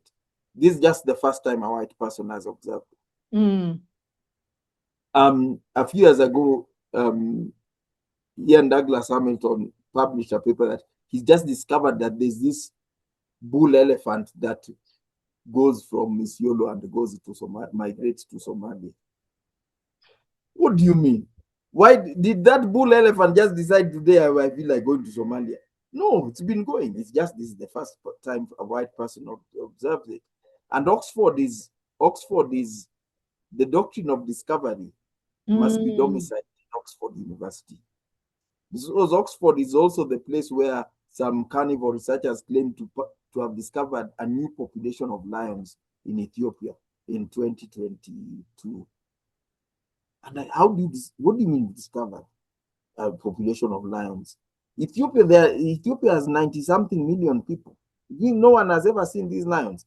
Lions roar at night. That's their communication. A lion could roar even 20 kilometers from here and I'd hear it at night. So you think no one's ever heard these lions roaring or seen their tracks or anything? But I realized, it's the first time A white a person. white person has observed it. And then ironically, they write in the same article that conservation programs need to be put in place to protect this population of lions from poachers. If it hadn't been discovered who was poaching, By or the were way, they being poached by monkeys? You know what's this this dissonance? It's so typical. And decolonizing it came up because of, again, indigenous knowledge. People come, and if you go look like in Namibia, the San people, their knowledge of that environment, animal tracking, where animals live and all that is like, it's complete. There's nothing to be discovered beyond what the San people know. But scientists will go and color animals because they want to know where the home range size is, where the size of the home range, where they go. If you ask the nearby San villager, he'll lead you and tell you that it is. But then we call this indigenous knowledge, so it doesn't count because it's indigenous knowledge and all that. And you realize there's no such thing as indigenous knowledge in Europe. Yeah. That's old knowledge. And that's why they relegate, in order to deny our presence or delete us from this scenario, you have to deny our knowledge. When I say I discovered an elephant drinks at that water hole, I'm saying without saying that there's no human beings there. That's what I'm saying by implication, that there's no human beings there. No human being. I'm the first one to discover this. And the same thing when we started needing to decolonize conservation, and we started using this word. Suddenly, again, the narrative, they wanted to hold, European conservation scientists wanted to hold this narrative. So there's a group led by one Bram Buscher, who's a professor at Wageningen University in the Netherlands. They first did a decolonization conference on conservation in South Africa, and this was 2017. If I looked at the theme of the conference, it could have been just taken out of the big conservation lie. It was exactly what we are talking about. Oh my God, this is traction, it's happening.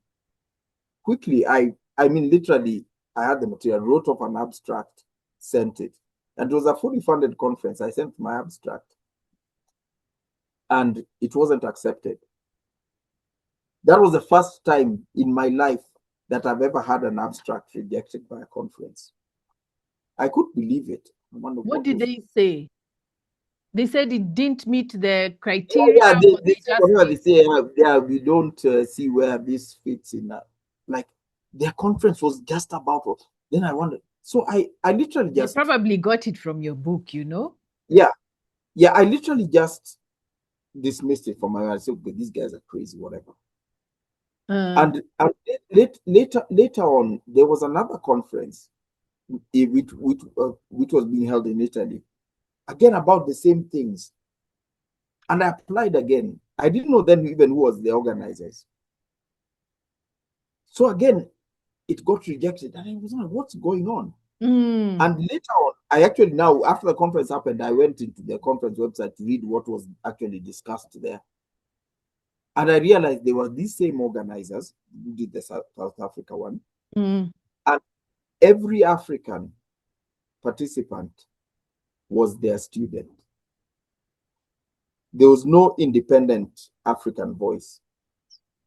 So these guys had realized that decolonization is coming, and they were designing a narrative in a manner that they could control it. Yes. Yeah. I've told So I people realized that that, about decolonizing, yeah, and they're like, "Oh, it's our idea. That's how the West operates." yeah, the captor cannot own the liberation narrative. Mm, And this is what's important. They want to own. They again, it should not be that it should not be that these people realized that something was wrong and they broke free from these shackles. It should be that we realized that what we were doing was wrong, doing and now we unlocked their shackles, and now we've invited them to sit on the floor as we sit at the table, or something like that. and to tell us to repeat what we've been telling them. Yes, yes, and we are now teaching them how to handle their newfound freedom. You see, Guy, imagine it's true. it's so absurd, but it's It true. is. And then I realize that this is a complete neurosis. That even when you realize you're doing something wrong, you want to control how you stop doing something wrong. And the biggest failing of European and Western academics is that in the options, when they see something's wrong, they keep asking, so what should I do now? How should we do it now? And I tell them, in your options, how come you guys never have that options of going away Yeah. and leaving alone? Leave us alone. Yeah. Like what you are doing to me is uncomfortable. Then you start asking, so what should I do to you? No, leave me alone. If I tell you are twisting my arm is painful. Then you start asking, should I twist your leg or should I twist it the other direction? No, leave me alone. Yeah. Freaking leave Don't me twist alone. anything. Go away. Yeah, don't twist anything. But they are unable to fathom that option. Pack your things and go away. That's also an option. Do you know conservation? Probably the most sustainable model of conservation is leaving something alone. That is true. Yeah. That's the most logical, sustainable, leaving something alone. And taking yourself as an observer, someone who's there to learn. You can observe it and all, and then go away. But you observe it with the objective of doing something. You want to dart it and color it. For example, if you look at one of the techniques in telemetry, why are people darting and coloring elephants, lions, whatever in 2026? What are you trying to find out? Imagine today there are people darting and coloring lions. You go to Nakuru National Park, any national park, you see these lions, they've all got a collar around it. Some of those collars are really, they are so tight. They are uncomfortable. Yeah. Some of them you can tell maybe this lion was collared. Some of the things people don't understand. It can be a drought. Animals grow thin and lose weight in the drought. You dart it and collar it. Rainy season comes, there's food, the animal grows fat. Some are young, some are still growing. You see some of those collars, I mean, I've got dogs, I know how loose, how comfortable. Like the sort of rule of thumb, even collaring a dog, that you must be able to put 2 fingers between the collar and the neck. Those are there, see, even my little finger can't get in there. It's like, and you how muscular these animals are. But why are you collaring it in 2026? And you also mentioned the torture of animals. These people who love animals also torture. Yes. Torture and kill them, but love them somehow. There's the killing, there's the torture. Look at this Olpejeta, the Sudan, the so-called last northern white rhino. Even the females, the few females that are there in Olpejeta now, the number of times these animals have been put down to have their eggs surgically harvested. The number of times these 2 females, the number of times that one male Sudan got put down to have its sperm surgically harvested. By the time Sudan died, I said, thank God you have saved this animal from its human tormentors.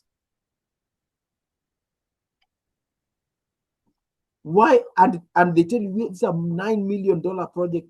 Rubbish.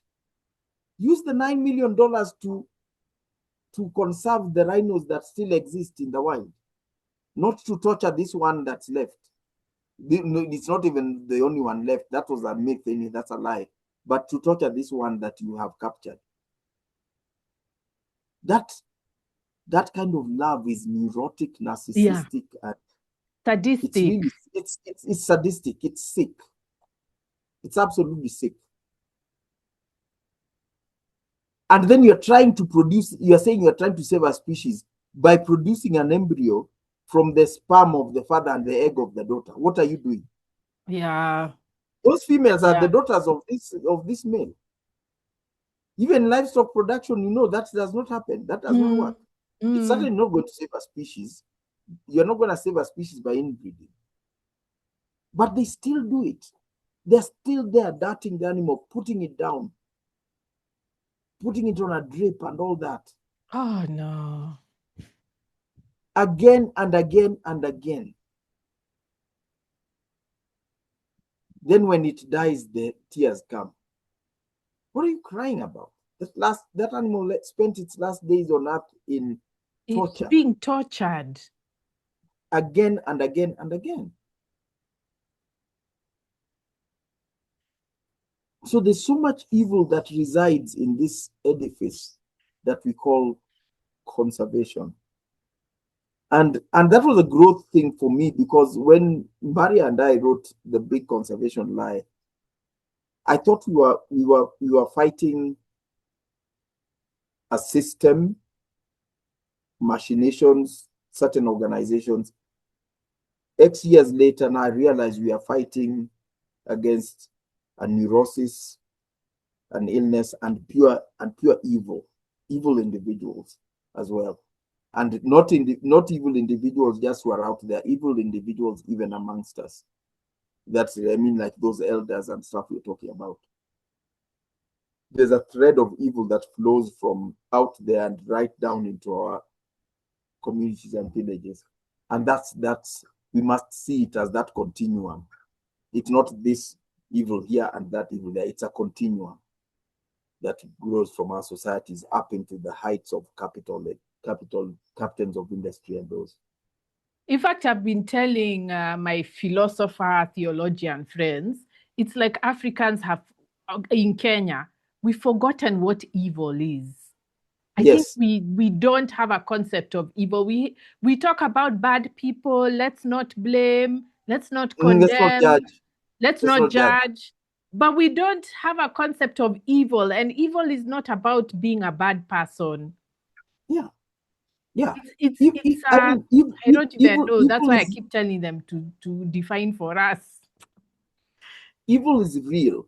And we get into, especially in Kenya, we are in this sort of denialism where when you say something is evil, no, you shouldn't say that. Yeah. Something is stupid, no, you can't say that thing is stupid. You get angry, someone say, why are you angry? Anger is a valid emotion like love. Yes. Or happiness. When I laugh and I'm happy, you don't ask me why I'm happy, then why are you asking me why I'm angry? I've seen something that's made me angry. I'm sad. Something has made me sad. It's made me cry. It's made me angry. These are valid emotions. And we live in this denialism where, no, that thing can't be evil. It's poor implementation. Yes. Yeah. It can't be evil. No, it's you think it's evil because you don't understand it. No, evil is real. Evil is not something on Mars or the moon. It's here on Earth. And before you can even start thinking of how to handle evil or mitigate it, you have to first believe it. It's there. And see it. See it for what it is. Yeah. See it for what it is. See it that there's these machinations. Someone has come and he's trying to mitigate or curtail the fecundity of African women because he believes that this is what the environment needs. That's an evil person. That is an evil person. So when I say Bill Gates is evil, I fully mean that he's evil. his obsession with the fecundity of African women is not out of any altruism or anything. It's not a scientific interest. It's just evil. And evil is real. It's simple as that. So if we're talking about reproductive health and all that, that's a health and human services discussion. You can't discuss it as part of climate or whatever. And then you're seeking to curtail fecundity of certain people when you're coming from a society where consumption and emission patterns of one or levels of one person is equivalent to 5,000 of these other people in this other place. And it's trying to, and people realize that the population discussions are a method of diverting environmental concerns from where they should be, i.e. human behavior, to where they shouldn't be, i.e. human numbers. Aha, yes. We are trying to make a qualitative thing quantitative. Oh, yes. Yeah. Because quantities are the only thing you know how to deal with. In fact, when we get into qualitative, we have to discuss evil and good and what are your ethics. Oh, yes. And that requires context, which they don't want us to discuss. So that's why they have to. And you make this point in the book about the obsession with numbers. Yeah. Obsession with numbers. And it's a comical thing, even in other spheres today. I mean, I've been a football fan for many, many years.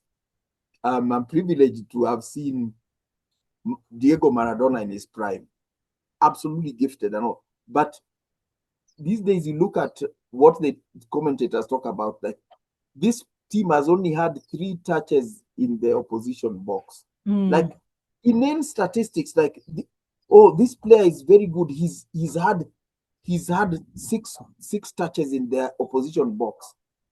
You couldn't possibly measure the genius of those players earlier on by such metrics. I mean, Span could be a really gifted goalkeeper. You'll never have a touch in the opposition box if you're a goalkeeper.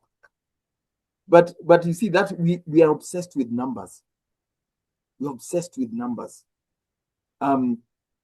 Also, we have you see, like conservation vision statements, which are very stupid.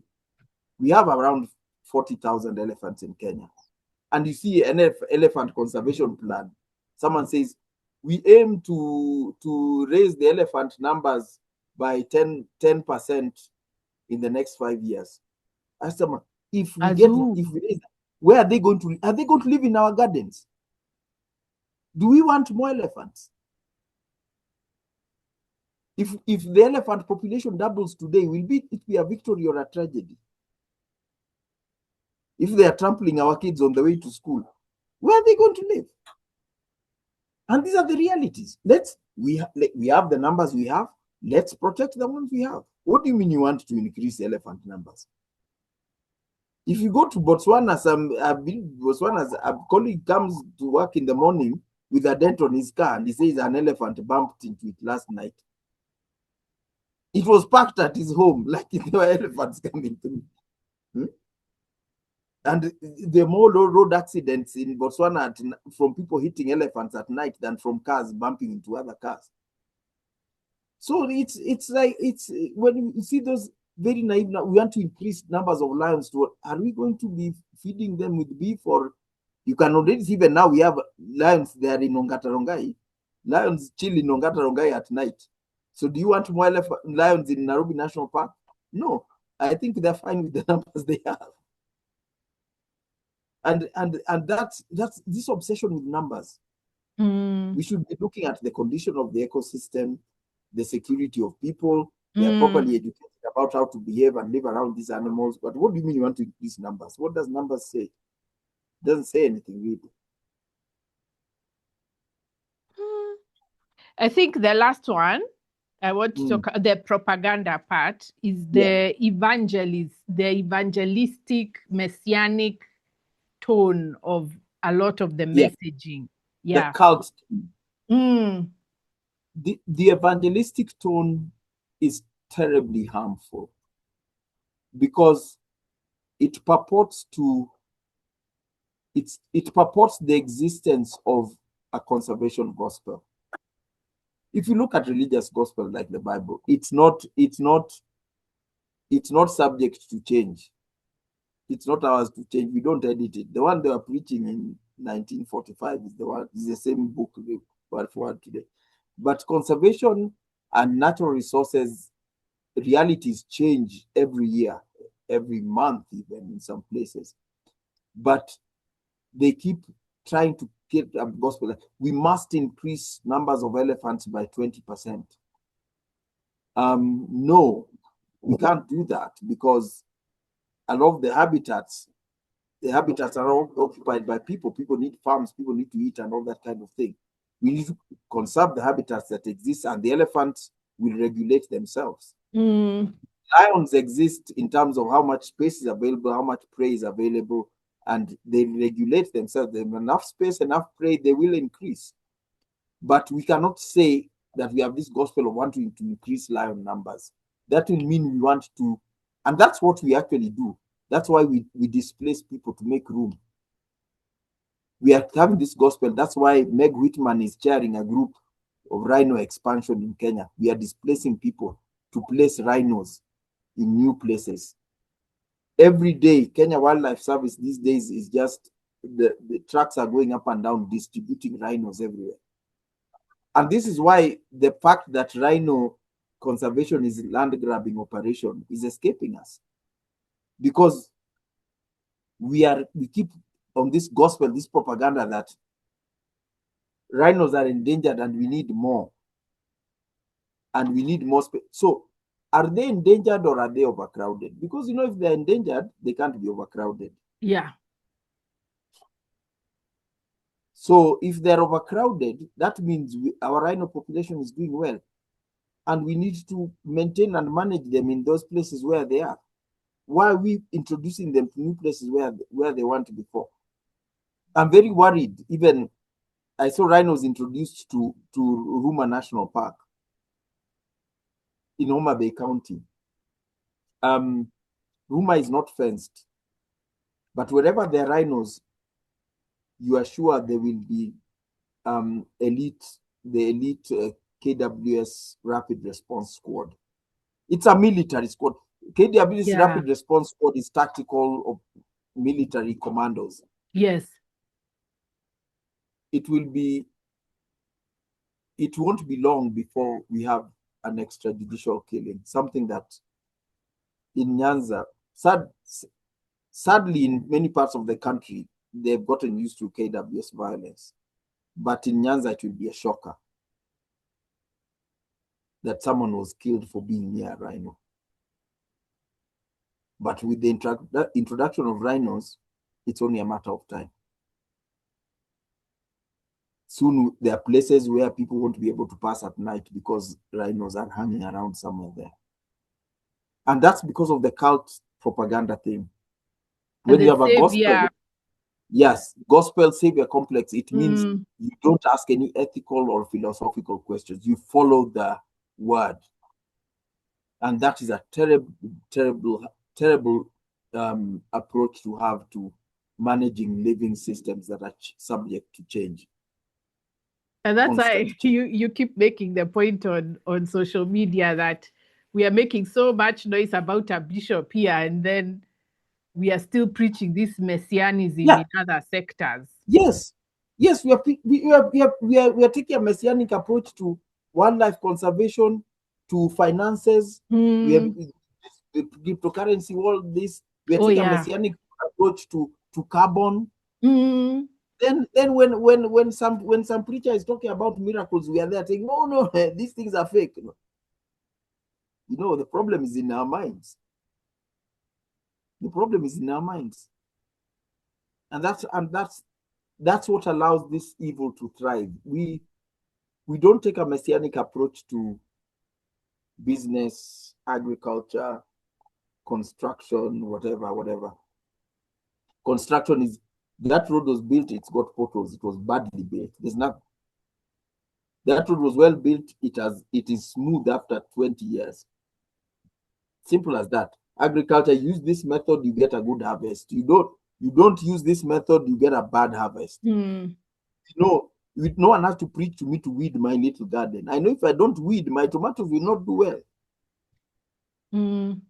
But here we have some people who are assumed to be custodians of the gospel, of what we should do with our environment. And worst of all, that they are custodians yet of the gospel, yet they are the problem. It is like someone with a bare land that has no crops is telling you how to manage your maize, yet he's never produced anything. It's just how destructive people are now preaching to us about conservation. And polluters are preaching to us about how we should deal with our emissions, which are next to zero compared to theirs. It's an architecture. They're creating an architecture or reinforcing an architecture that existed. You see, like what Patrick Wolf said, that settler colonialism is not an event, it's a structure. Yeah. The structures, the old colonial structure started shaking, and they're now bolstering it with environmental concerns. And the sooner we can see that, the better. Hey, Kenyans seeing through what the institution says is a really tall order, but we'll keep because they look at things separately. Yes, complete separation. Yeah. Separation. And then when you try to link, they'll say, "Oh no, that's not about this. It's a separate issue."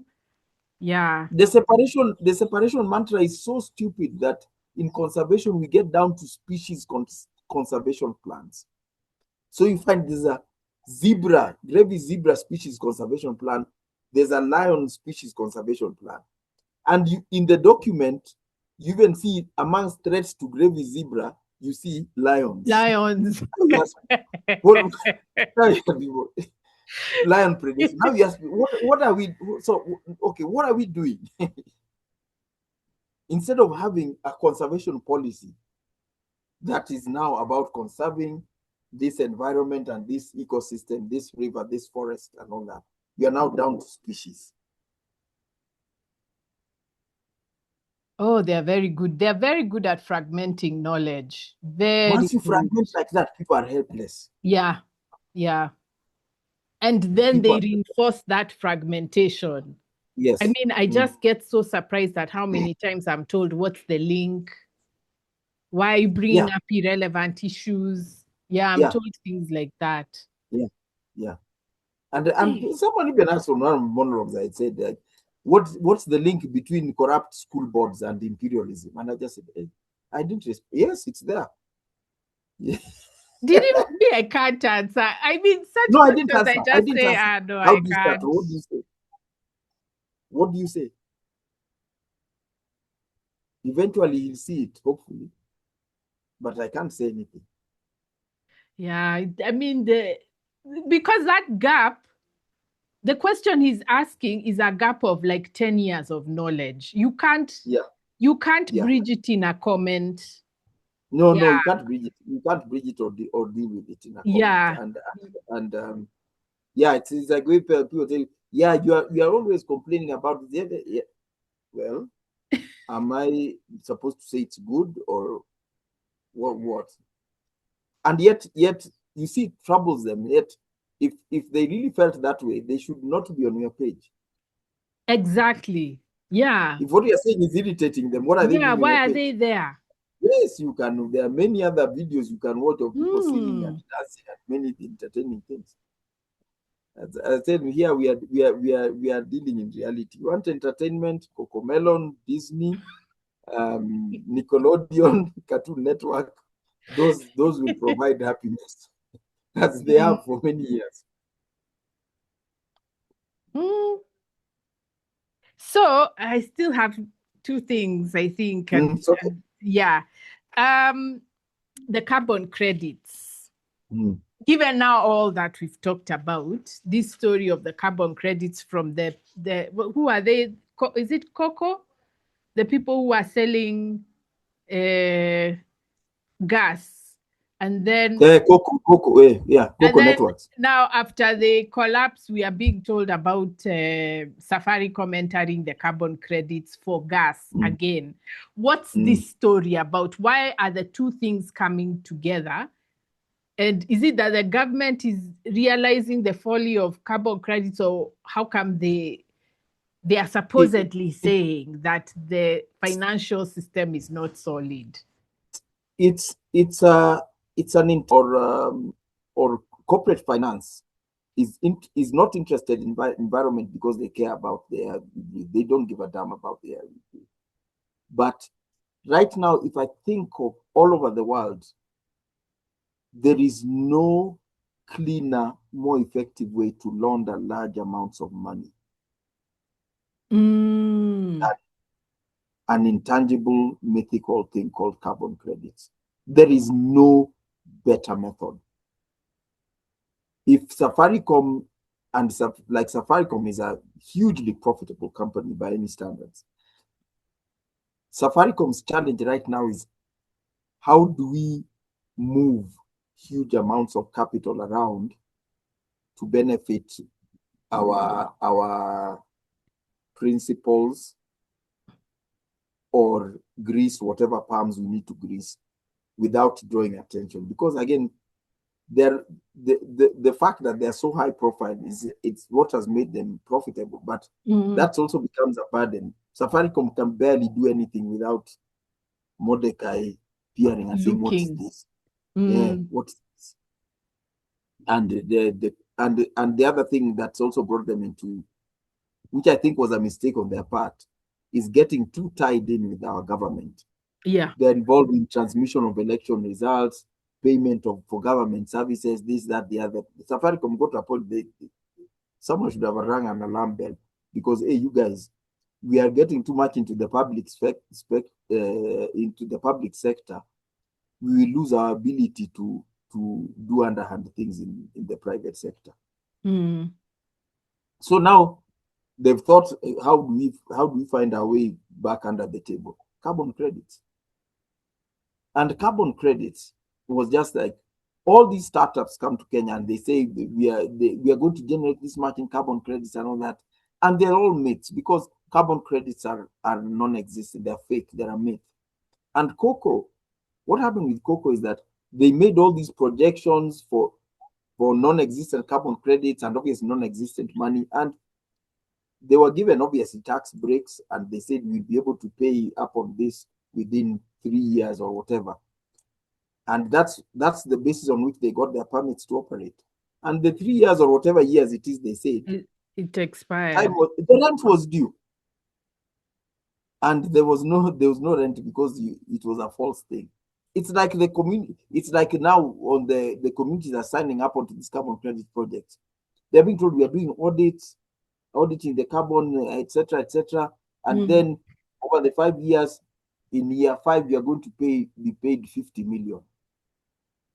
That's the year 5 will come, there'll be no 50 million. I'm not saying there may be no 50 million. I'm saying there will be no 50. And then you have to, at least the Kenya government can twist someone's arm or shut down something. You will have to fight either with spears or guns or in court to get your land back.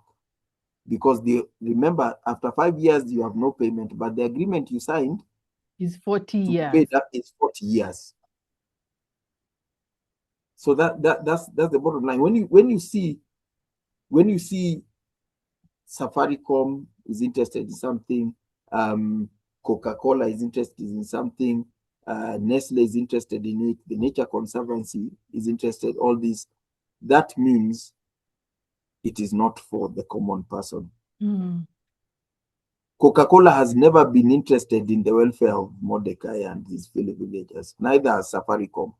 These are corporations. They're not charities. So they've recognized its potential as a channel of laundering. And Kenyans are not understanding. I don't know if you've seen, because I've been tagging you. I've been telling the media, you're now interested in carbon credits, and we've been talking about it for 2 years. Yeah. And even then, the authority they are citing the authority they are citing is David Ndii. He's the Imagine. one now. Yeah. And that also raises and that also raises a red flag in my mind, like, okay, I see David Ndii, I just see World Bank. That's World Bank. And I've asked before, because I these days I don't do any media engagements on issue of carbon credits, because what I usually ask, have you interviewed our minister, Dr. Deborah Mulongo? Have you interviewed her about this and asked her about carbon credits, if she knows what they are? Have you asked her if she knows what they are, how much money are we making, and give you the details? Do that first, then invite me, based on what she says. Because I tell them, I'm telling you to do that because I know she doesn't know. But Even if you're not willing to ask her, yes, or the PS, or even the president, if you're not willing to interview those people, then don't disturb me. Because I've told you, yeah.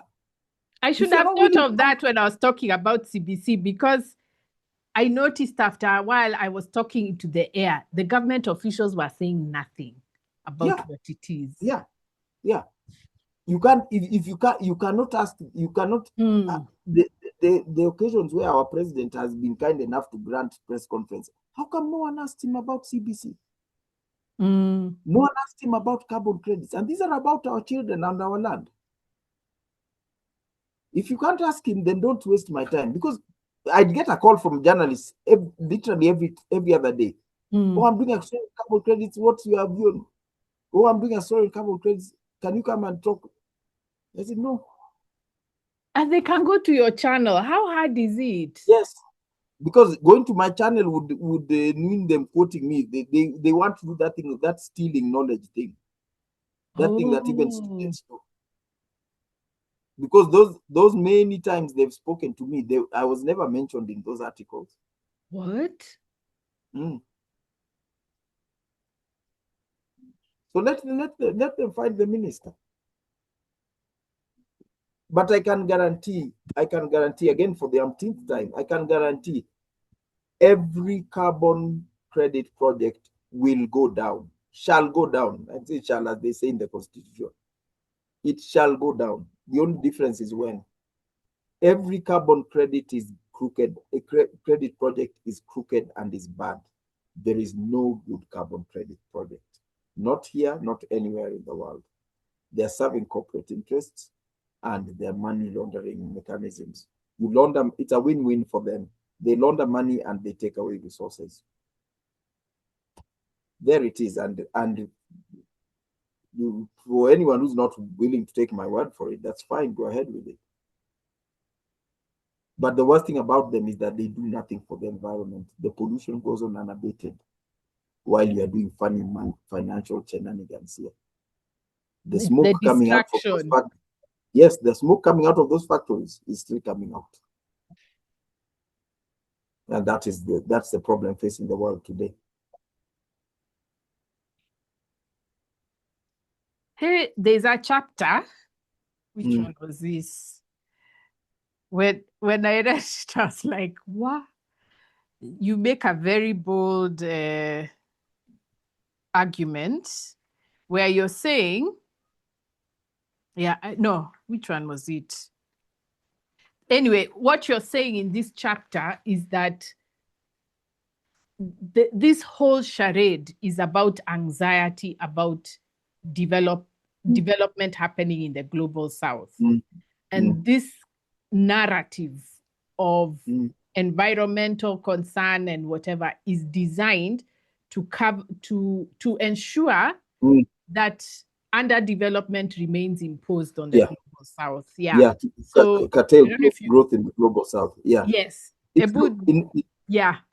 I talked about it also in one of my recent monologues. If you look at post World War II, the UN and the Bretton Woods institutions were put in place to ensure white northern western supremacy.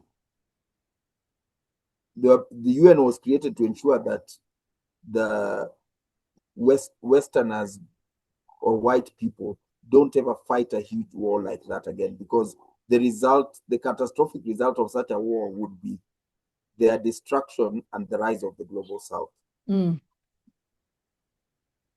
So that's what the UN was put together to ensure that. That's why they made Security Council and membership, veto power, etc. And then the Bretton Woods institutions were put in place to ensure, to be sure to suppress economic growth wherever it starts occurring beyond their control. Now, the 80-year bullshit lifespan is what I call it. The UN is falling into disrepute now. What's the purpose of this thing? It's spectacularly failed in Palestine, wherever, and other places. And now they need a new structure, and the new structure is this environmental concern. And you find the shrill tone of all these things. You read to these things, and all it says, all it gives you is a crisis narrative, but it doesn't give you the nuts and bolts of it. But there's a crisis now. You must start. You in Baguret village, you need to start using an electric motorcycle, because you are emitting. You have to cut out your emissions, even though electric motorcycle can't carry a sack of potatoes, and that kind of thing. But it's about creating a situation where we impose climate taxation, etc., such that to set up a factory now, in industry in Kenya now, is next to impossible. Even the industry that exists in the global south, let's talk about Africa, is what was set up years ago. We are not setting up new industry in Africa right now, south of the Sahara, because we've been roped into this thing. You don't need to set up industry. No one will pay you. And you know, they pay you for your forests. Yes, we'll pay you. And they talk about climate reparations. Every time at these stupid COP meetings, you hear these figures. We have now done calculations, and we found that the global south is owed $80 trillion. There's some colossal, and honestly, they are talking about trillions. And you know that excitement that comes from that. Gava loves that. Yeah, Kenya is excited. Oh, that if we do our calculations, that means there's maybe $500 billion coming to us. We don't even need industry. Bring the money. There is no money coming. We will never be paid. I can tell you for sure that countries that haven't paid us for the blood of our men, women, and children who are taken into slavery, they haven't paid us a penny. Who, in what world does one imagine they will pay us for their emissions? They will not pay. They will not pay. So we need to grasp our growth in our own hands. We must build our industries, and we must do it cleanly. If you have an industry that's producing some effluent, you must treat that effluent properly. If it's producing whatever exhaust fumes into the atmosphere, you must have the proper pollution traps and whatever to deal with that. There's science to deal with that. But and Africans are quite innovative when it comes to waste management. And innovative. Yes. We are so innovative on that front. You see it everywhere. Like the little things that come, you find, like things like these motorcycles have come. Have you seen the things people are doing with these motorcycles? There are some people who have even made some fitting where he goes and parks it there and leaves an engine riding and it pumps water. I've seen things people doing with motorcycles. I'm like, what? And the things people are doing with the online resources like the phone, smartphones, the number of things we are really, but there's serious anxiety. Africa. That's why they come to our tech hubs to make sure that technology is not developed. Yes, it's not developed. And if any tech develops here, it is developed here by white people. That is why I read data that 70% of the startup funding that comes to Africa comes to Kenya. I'd like someone, if I don't have any data, but I'd like to know how much of that 70% is going to hands of black people. Even these organizations with Kenyan names, the Jumi and all that, none of them are owned by indigenous Kenyans. Cocoa is not owned by indigenous Kenyans, the one that recently collapsed. So that's what that anxiety. So if any growth happens here, it is they're in charge of it. It's in their hands or in the hands of their citizens, and they can regulate how much it grows. And when they need to, they can pull the plug and it disappears. Meanwhile, they're using it for collecting data, How while are it exists, Kenyans not seeing this? while it exists, it collects data. So, and the worst thing is that we have, because of we are so imperialist, we believe government is right, even when it's killing us. So Kenya is a very easy place to capture. And that's why the startup funding comes. Come, start with the government. Don't go down to the village. Come to Kenya, start with the government. Minister's office or state house or whatever, but start with the government. Once you start with the government, the rest will be smooth sailing.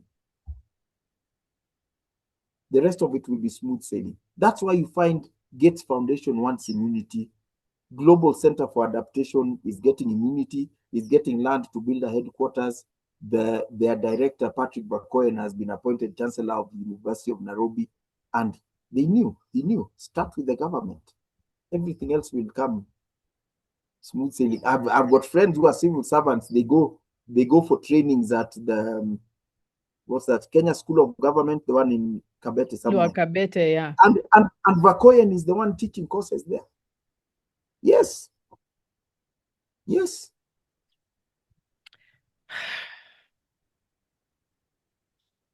I don't understand it. So it's absolutely crazy. I don't understand it. Yeah. That's why the change will go upwards. So we must start on individual basis, refusing. I'm not gonna plant this seed. No, I'm not gonna buy this product. I'm not gonna use this product. I'm not gonna do this. And we can put the squeeze at the bottom, and eventually these things will wither. But if we start looking at, someone brings a new drug that may not even be fully approved, finished testing, go to government first, and the government will actually send its personnel to go out and inject us with it and collect data. Someone only needed to provide tablets, and health officials, one even came to my gate. They were called community health promoters, and they were funded by Gates Foundation. One even came to my gate, wanted to collect. He asked those questions. He asked me a few questions. I told him no. Go and tell the chief that I said no. I mean, someone I know. I said, okay, you know me very well and all that, but respectfully, I refuse. I'm not going to give this data, and I refuse. But in Kenya, that's what the multinationals have all found out. Just start with government, and everything will go smoothly. And you see, the thing I don't understand is how loud we are about government mismanagement, theft of funds, corruption. But when these corporations come in through the government, we are just... Then they do a workshop in a nice hotel. And then a workshop. Huh? And in fact, the first time I noticed it was in a workshop. We were being trained in some European thing. And then I was asking, but I thought as we are decolonizing the mind, how come we are being trained on something European? Then I was told, oh no, you see, it's the government that requires. That's what I was told. Yeah, and you've seen even the use of t-shirts in these workshops. Oh yeah. You have a workshop, there's a t-shirt, there's the logo of the NGO here, and here the Kenya coat of arms, government. And sometimes a cap. Yeah, but the cap, it includes the logo of whatever vaccine, whatever you're introducing, and then Ministry of Health, Kenya coat of arms. Once that happens, you've captured Kenyans.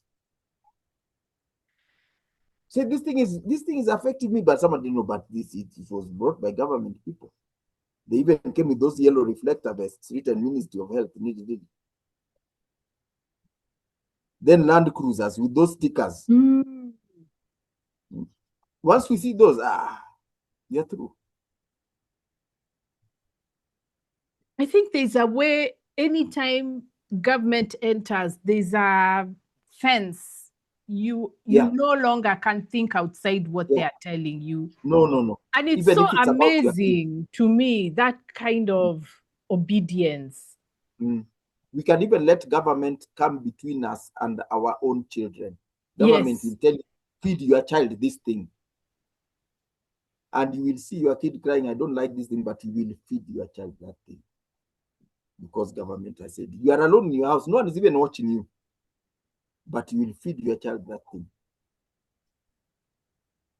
I mean, if you think about it, in Kenya is the only country I'm lucky enough to have traveled. Kenya is the only country where the government actually even tells you how long you should breastfeed your child, the one you gave birth to. Now they're even telling us how to love our children. They are telling us how to love. Ministry of Labor telling us. Yes. The Ministry of Education is telling you how to deal with your child at home. Yes. It has come between you and your child at home, the child you gave birth to and you are raising. It's telling you how to deal with him or her at home. That's a problem. No, something was done to Kenya. Yeah, Kenya is the imperialist dream. That's why a short while ago, certain government said, I remember it was the late Michuki was in Ministry of Environment, said, we must cut down all eucalyptus trees. I remember there was a huge destruction of a lot of trees near Nanyuki River. And lots of parts of the river bank remained treeless, which is a problem. And I was asking people, if you cut down eucalyptus trees, are we going to fence our farms with indigenous trees, poles? Are we going to build houses using indigenous trees? Are the tea estates going to cure tea using cedar for firewood? So I mean, it's about managing where you plant them. Don't go planting them in indigenous forests. But at home you need fence posts, you need firewood. Plant your eucalyptus woodlot. But government said, serikali imesema hii mti ni mbaya. Yeah, there's a I don't know what it is. I don't understand it. Even KWS with their hundreds of thousands of acres of parks are fenced using eucalyptus poles. None of them could say, hey, Bwana Waziri, we need this. Kenya Power, how many posts do they have? Eucalyptus posts do they have? They could say, hey, Waziri, we need this.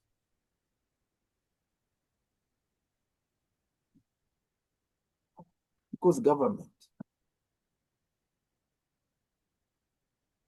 I don't understand it. Yeah, and then we complain and like government. I was saying, it's separate from corruption. Kenyans will wail and scream till the heavens. Yeah. But they tell you how to raise your kid. Okay. Yes. Maybe it's scientific knowledge. Maybe it's because it's money. They'll talk about money, but if it has something to do with children, agriculture, land, then material, the material, what we see and perceive sort of in the physical realm, it overwhelms us. That's why I've realized, that's why even junior people, so someone just sharing something of an MP was going to some public meeting. He had this huge motorcade, lights flashing, an MP. That is very important. That's a very important tool in the hands of our government.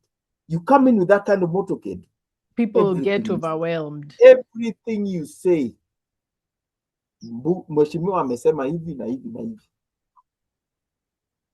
waziri amesema hivi na hivi na hivi.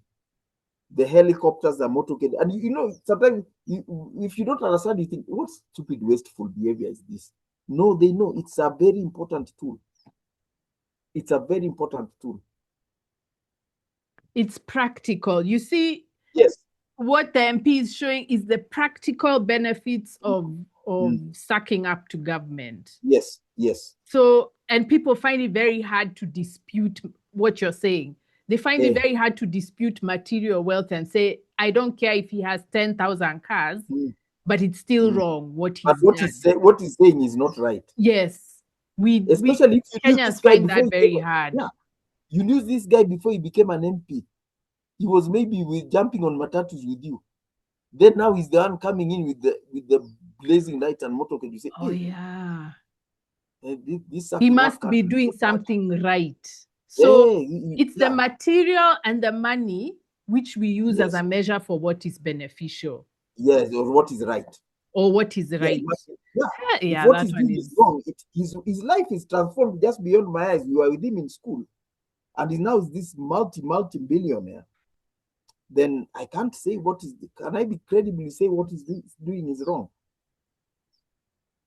Now that you said that, I've remembered I was showing my students a video clip of Sonko in his heydays with his gold car, big guns, and the way he's spending 1 million shillings on his on his number plate.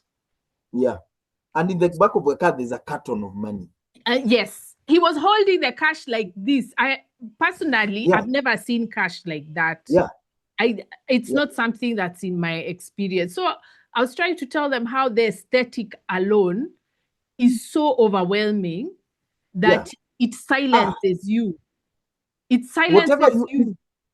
If you had a question to ask Sonko about something, you can't. Sonko can even come to you and ask you, so one day, do you have a question to ask me? And you say, yeah, you can't ask because you're seeing 2 pots of money like this size. Yeah. He's just dishing it like this. Hey, and it's my students, you know what they told me? They asked me why I'm condemning him for his wealth. I just said, okay, sawa. 2 days ago, this MP for Kasarani, Ronald Kadauri, apparently there's some rumor that there's some video of him in some compromising position that was circulating. 2 days ago, he comes and he says, now I'm challenging whoever has this video to post it online. If you post it online, I will give you 10 million shillings. Then he brings the money out of a box. Putting them on the desk. Look for that. Go on his on his Facebook. You'll find it. He's putting them. Here's the money, 10 million. If you have that video, post it. I'll give you this. And I looked. What's wrong with this guy? And you see, even the recent issue which we were having, Valentine's Day is tomorrow. You remember the issue of these money bouquets? Why do we do that? The cash bouquets. Why it's the same thing. If you want to give someone money, send them M-Pesa. You can do RTGS, whatever, those bank transfers. What is this bouquet? What's this? People don't even see the violence in that. It's so violent. It's visually violent. It's visually violent. It's like those marriage proposals on the doorstep of a shopping mall. That's violence. Or what you were saying when we were discussing football. The way those governors cap. They have huge security men carrying the prize money into the stadium. Instead of just having a dummy check, surely. Yes, dummy check. Even this assistant inspector general of police, Masengeli, if there was Masengeli cap, bring up wads of money like that. These are police officers. What are we doing? Yeah, in fact, the football tournaments have stopped. There was Malala Cup, there was Nakumicha Cup, there was, I don't know, Sonko Cup, Sakaja Cup. Wavinya Cup. Wavinya Cup going on. And everyone with bundles. Bundles. The bundles. It's violence. But the Kenyan neoliberal ideology has successfully told us that those are measures of success. So when people bring that kind of spectacle, because that's what it is, when they bring the spectacle, Kenyans just shut up. They feel they can't No. say anything because, oh, you're condemning. Why are you In jealous fact, of their yeah, success? yeah. In fact, you question it. You actually, you're not even afraid of it. You question it. You don't question it. You are even afraid of people might beat you up. Yes. People might beat you up. I mean, someone has come with the word of cash for a football tournament. Then you question, why is this cash? Even these players who are hoping to win that cash, they can beat you up. And yet you're not questioning the prize. Yeah. You're just questioning what is the use of this ceremony. Yeah. Why could they take players' numbers and send them M-Pesa once they win? Yeah. Or have a dummy check for the dummy check for the amount. Meanwhile, what you present there is just the trophy. Then they get the cash prize. I mean, Wimbledon or whatever, those the prizes are like $3 million. Imagine if they get there with a box. But now they bring $3 million. And dollars is only up to 100. If you come with that, you need to come with a box like this. But yeah, it's that continuous violence, and all these myths that we are talking about are fueled. The violence is fueled and driven by everyone's talking about the money. Eventually no one's talking about the reality. And money is so powerful that even talk about it, leave alone getting the money. Yes. Even those who are telling you why are you condemning Sonko, they are not beneficiaries of Sonko's money. But they're asking, it's just the sight of that money has enthralled them such that they're telling, oh, why are you attacking Sonko? And I was trying to explain that feeling of being overwhelmed and enthralled. Yeah. That's what I was trying to explain to them. Yeah. Because I was trying to explain what aesthetics are. They missed that point. They missed it completely. Yeah. Yeah. And you see, and people miss. I've had that experience. People have told me about the scam of these carbon credits and all that.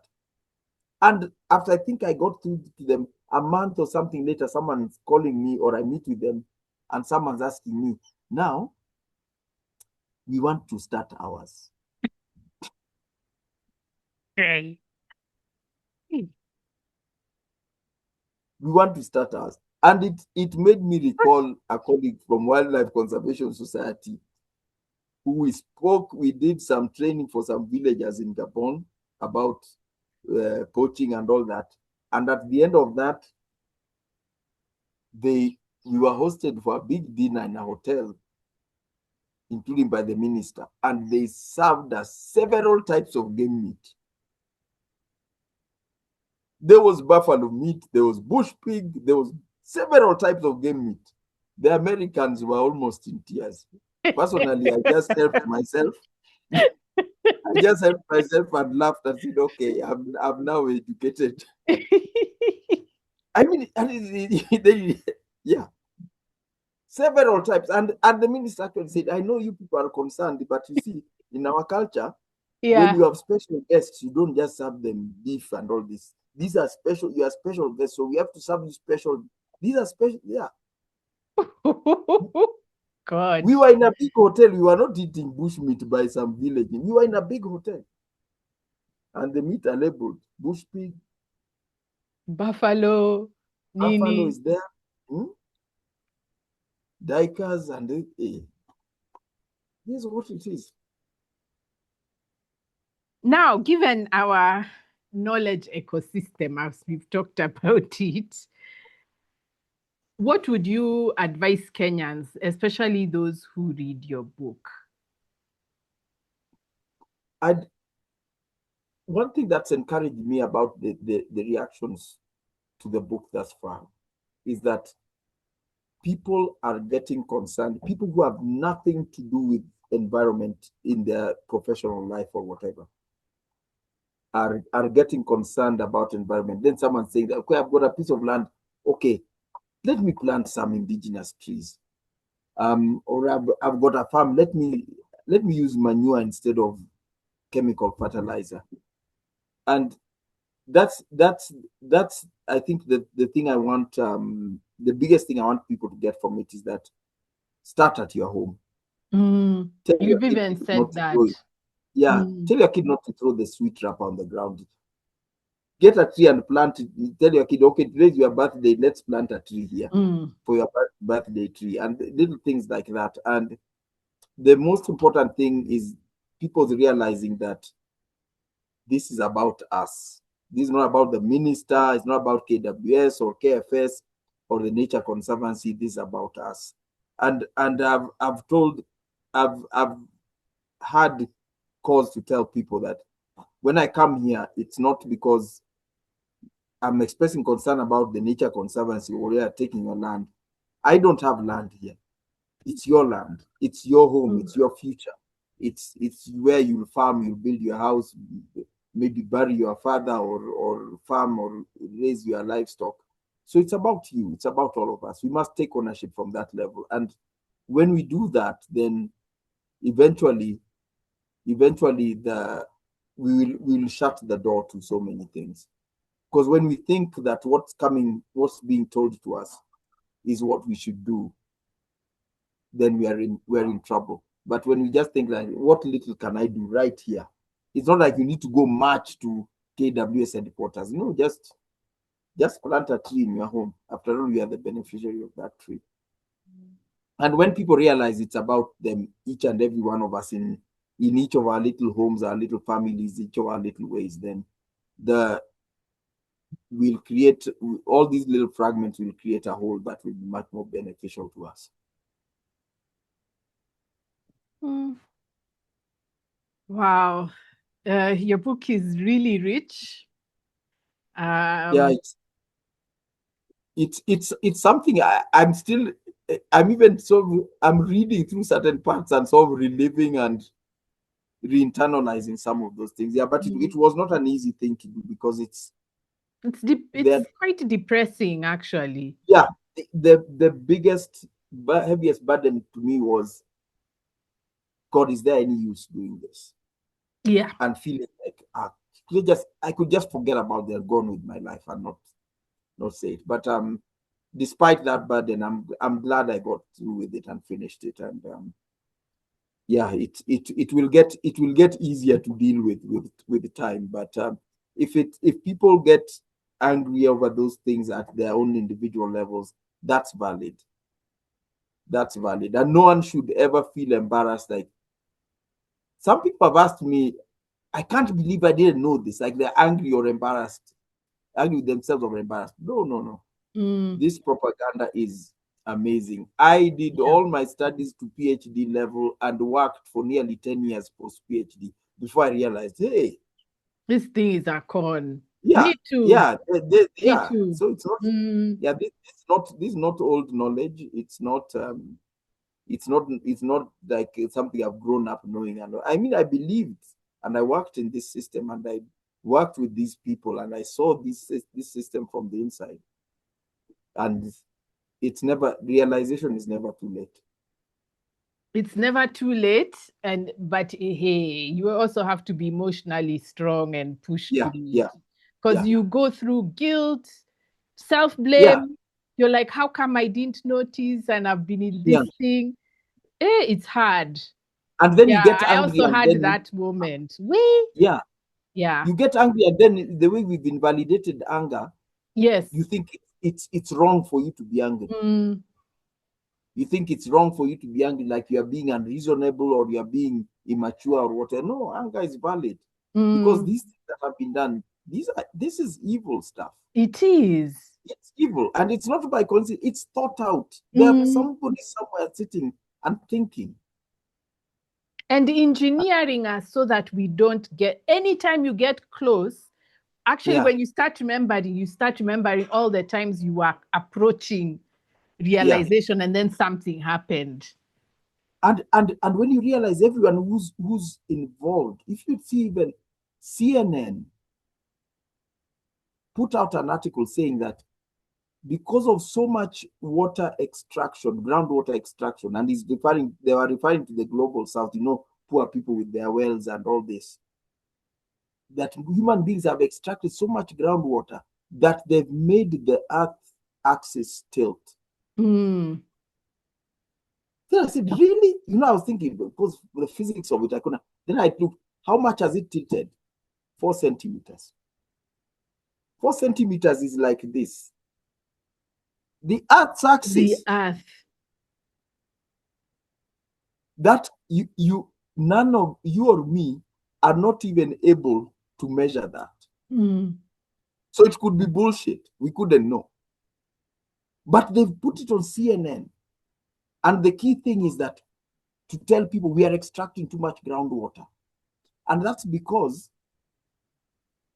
fresh water right now, they are targeting fresh water all over the world for use in cooling of AI. servers for AI. So it's more important for the servers to cool than for us to drink or our animals to drink. So they even create a myth like that. 4 centimeters. They claim the Earth's axis has moved. And how did they measure? And they are how on did the they Earth. measure? They measured from where? Because we are standing on Earth. So where are you measuring from? Are you measuring that from space? Or where are you measuring from? But you see, the article doesn't address any of those questions. So CNN even didn't ask that. They just published it because it's serving that greater purpose. And yeah, that's once we join the dots, we realize that evil is real, evil exists. And once we look around and realize what we own, then we resist it from our homes. Right from here, we resist it. Yeah. And our opinion matters because they wouldn't put out all these stories if what we think doesn't matter. And that's why I get annoyed with Kenyans. You know, they keep saying theory, useless knowledge, what? Why would CNN put out that knowledge then? Yes. Why would they spend money on PR and on Hollywood and on propaganda newspaper and propaganda if what we think doesn't matter? Yeah. Or if what they were saying was true, why are they spending billions of dollars on propaganda? Yeah. I mean, no one tells you that that the sun sets. Telling you that you need to drink water. You know that's good for you. And if you don't, you'll feel thirsty. And if you don't drink, you'll die. Yeah. So no one needs to need to make movies about drinking water, write articles about drinking water. No one needs to do that. But this one, they know it's a con. And they are all constantly worried about us finding out. So they have to keep the propaganda going. And when one expires, they bring a new one. When one propaganda expires, they bring a new one. Well, and now our children in CBC, the parents have decided literature is not important. Yani, Kenya, it's like we love digging ourselves into holes. Where? Yeah, because you've been told. And that's because you've been told. And even after the recent KCSE exams results came out, I saw a whole bunch of people like online saying that they are offering people advice on what course to take. Like, I'm thinking, my kid has done exams, he got whatever results. Who is this stranger? Yet there's some stranger saying, I pay him money to give my kid career advice on what course. And these are the people advising, now take STEM, take this. No, don't do literature. I mean, we are at war with literature. And you can see the wounds we are suffering from that war. Yeah. Even on the post, what post? There was a post I wrote about this literature teacher was saying she has no students in her class. She has one saying, I've got 5 only, I've got 3. I don't know. Yeah. People actually posted, what's the point of literature? Yes. And today, that's what we are talking about. We are talking about the stories that are told about fake stories about science. Yeah. Hey, and you need to wake up. These days, especially, and you can see the depth of the problem. Look at how bad the writing is in our newspapers. Yes. An article written by someone who doesn't understand the subject matter and doesn't care to look at how there are some seriously bad books even being published now. You open a book and you're like, what? It's like it's written by someone who's never read anything. And which is possibly the case. Yeah, which is possible. And seen bad stuff written by academics.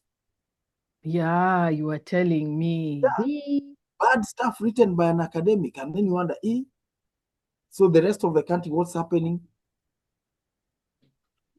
I mean, we were recently discussing, there was some online discussion about these Kenyans who are going to fight in the Russia-Ukraine war. And someone there saying, people should not do this. Do you know that the Russia-Ukraine war is the worst war ever in history? Kenyans should don't joke like that. This is the toughest war ever in history. And I wrote there, hey, but don't come out exposing the fact that you've never read any book here. He said, people are just going and they don't know that's the worst war ever in history. I said, what? So this is an adult. He actually engaged and started arguing with me. This war is terrible. It's worse than any. This one guy who's never read about World War II. He's not read about Vietnam. He's not read about Afghanistan, Iraq, Korea, Congo, the Crimean War. He doesn't even know about the Rwanda genocide. That's how you know. That's how you know we're in trouble. The Nigerian Civil War. Oh, yeah. Where I don't know 1 million people died. A war inside one country. I just kept quiet. I said, it's catching up with us. So even those in literature, because even there's another kid I'm supporting in school, and he came and asked me, like, can you buy for me this book of Luanda Magere? Because, I mean, he's a Kikuyu kid, and Kikuyus are not familiar with that story. And he said, and the best thing he said, he asked me, because I'm reading in the Bible, and it seems to me that story, it seems like of Samson. Yeah, they are similar. This kid is getting, this is a literature, this kid is thinking like a literature. So I got him the book. And I got him the book, and he's very keen, he's reading it very keenly and all that. But it's just, hey, and then you go and look at this, like the late Yusuf Dawood. This was a surgeon. Look, that guy is so well. Literature, I don't know even how much, if medical books he ever read, but just his writing, he's all quoting classic books. This guy read so much literature. And you see all these guys, even the late Feroz Norouji, this lawyer, that guy, literature, writing poetry and all this. Literature is where our stories reside. If you have no literature, you have no story. And you can see the damage those things can do to people. When you see someone writing his own story, as in it's a biography, you are writing about Wandia, and you cannot tell that story. And it's about you. My students have that problem. There was a 4th year class. It took me half a semester to get them to write about their own knowledge. I would tell them one day, they go back, bring me AI. I think they would, I don't know whether they used to talk with other students, and then the other students are like, what madness is that? This is what she wants. So they bring me AI back. I tell them, but I told you that this is not what. 5 weeks, that's what we did. Going back like that. And look at the pandemic. Look at the pandemic of you and poorly written biographies. How can you fail to write about your yourself? Own story. You can't tell your story about your life, your schooling, your work, your home, your parents, your brother, your sister. And you can't tell the story. I've told students, tell me about your neighborhood, your family. What do people in your neighborhood do. They cannot. In fact, they look at me in confusion. Like, In fact, why are you stressing me now? Yeah. You know, like, hey, it's that plaintive look like, hey.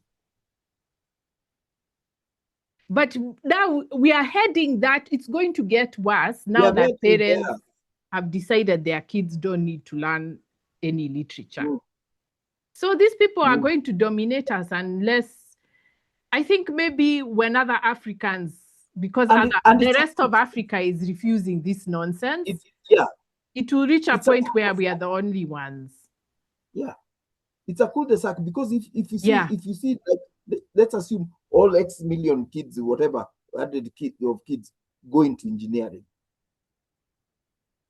How many times have you seen or heard of Kenya government or companies looking to employ engineers? They don't. They employ Chinese. Because by habit, all construction projects here are contracted to outsiders. So that kid you are telling to do it, he'll come back to you and say, okay, I've finished Bachelor of Engineering. Sasa, where do we want them to? We are not even employing doctors, and we are telling them to go study medicine. Government, we are not employing doctors. We are telling them to, the propaganda is stronger than the reality. That's what has happened in Kenya. And parents are failing. If you cannot sit down with their kid and say, what do you want to do? I think you are good at this. I think you are good at this. I think you are good at this. And it makes a world of difference. Like, you end up with a kid who is doing X course because it's what interests him, he's good at it, and he sees where it's going. You never tell that kid, work hard, do your homework. Why? You never need to motivate him, tell him, I mean, you end up with a kid, you tell him, tomorrow can you do it? You tell him, oh, okay, I need to finish this assignment. Then, because he's on his things. He's on his thing, he's got his objective. But now, this at government said, do STEM, you do that STEM. And by the way, there is a problem even with the basic sciences, because the engineers need mathematicians, physics, to teach the engineering courses. Do you know there is a deficit of faculty in those courses? Yes. Because people have been told BSc in maths is useless. What we need is engineers. Yes. Yes. I can't. You remember what I was told as an undergraduate with my BSc in zoology? KWS does not need scientists. Yes. Otichilo, who's now governor of Vihiga, was the deputy director in charge of research. KWS does not need scientists. It's not a scientific organization. We need people, wildlife managers. Meaning business people. Yeah, I don't even know. By the way, I don't know what the hell is. It's tourism and those things. That's what tour guide. Yeah. Fencing, and how you construct the gates. Making money from. Yeah. Where? There you go. And we will reap the bitter fruits. And that those are the same people who come back and say, like, now we were told this and this, we've done it, and now there are no jobs. How come my kid did this STEM? We were told STEM is that you, instead of thinking, you are busy waiting to be told what your kid should do. I mean, government is coming between you and your son or daughter. You can't talk to your son or daughter directly without government. You're saying the government says. Sit down and say, son, what are you thinking about this? My daughter, what are you thinking about this? We can't do that now.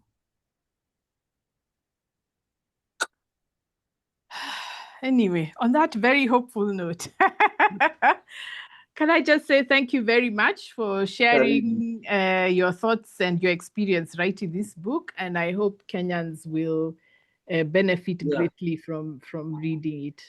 Yeah, and those who want to get it's available from Nuria, or those outside Kenya, you can get it on Amazon. Nuria Bookstore, Lolwe Books, Kibanga Books as well.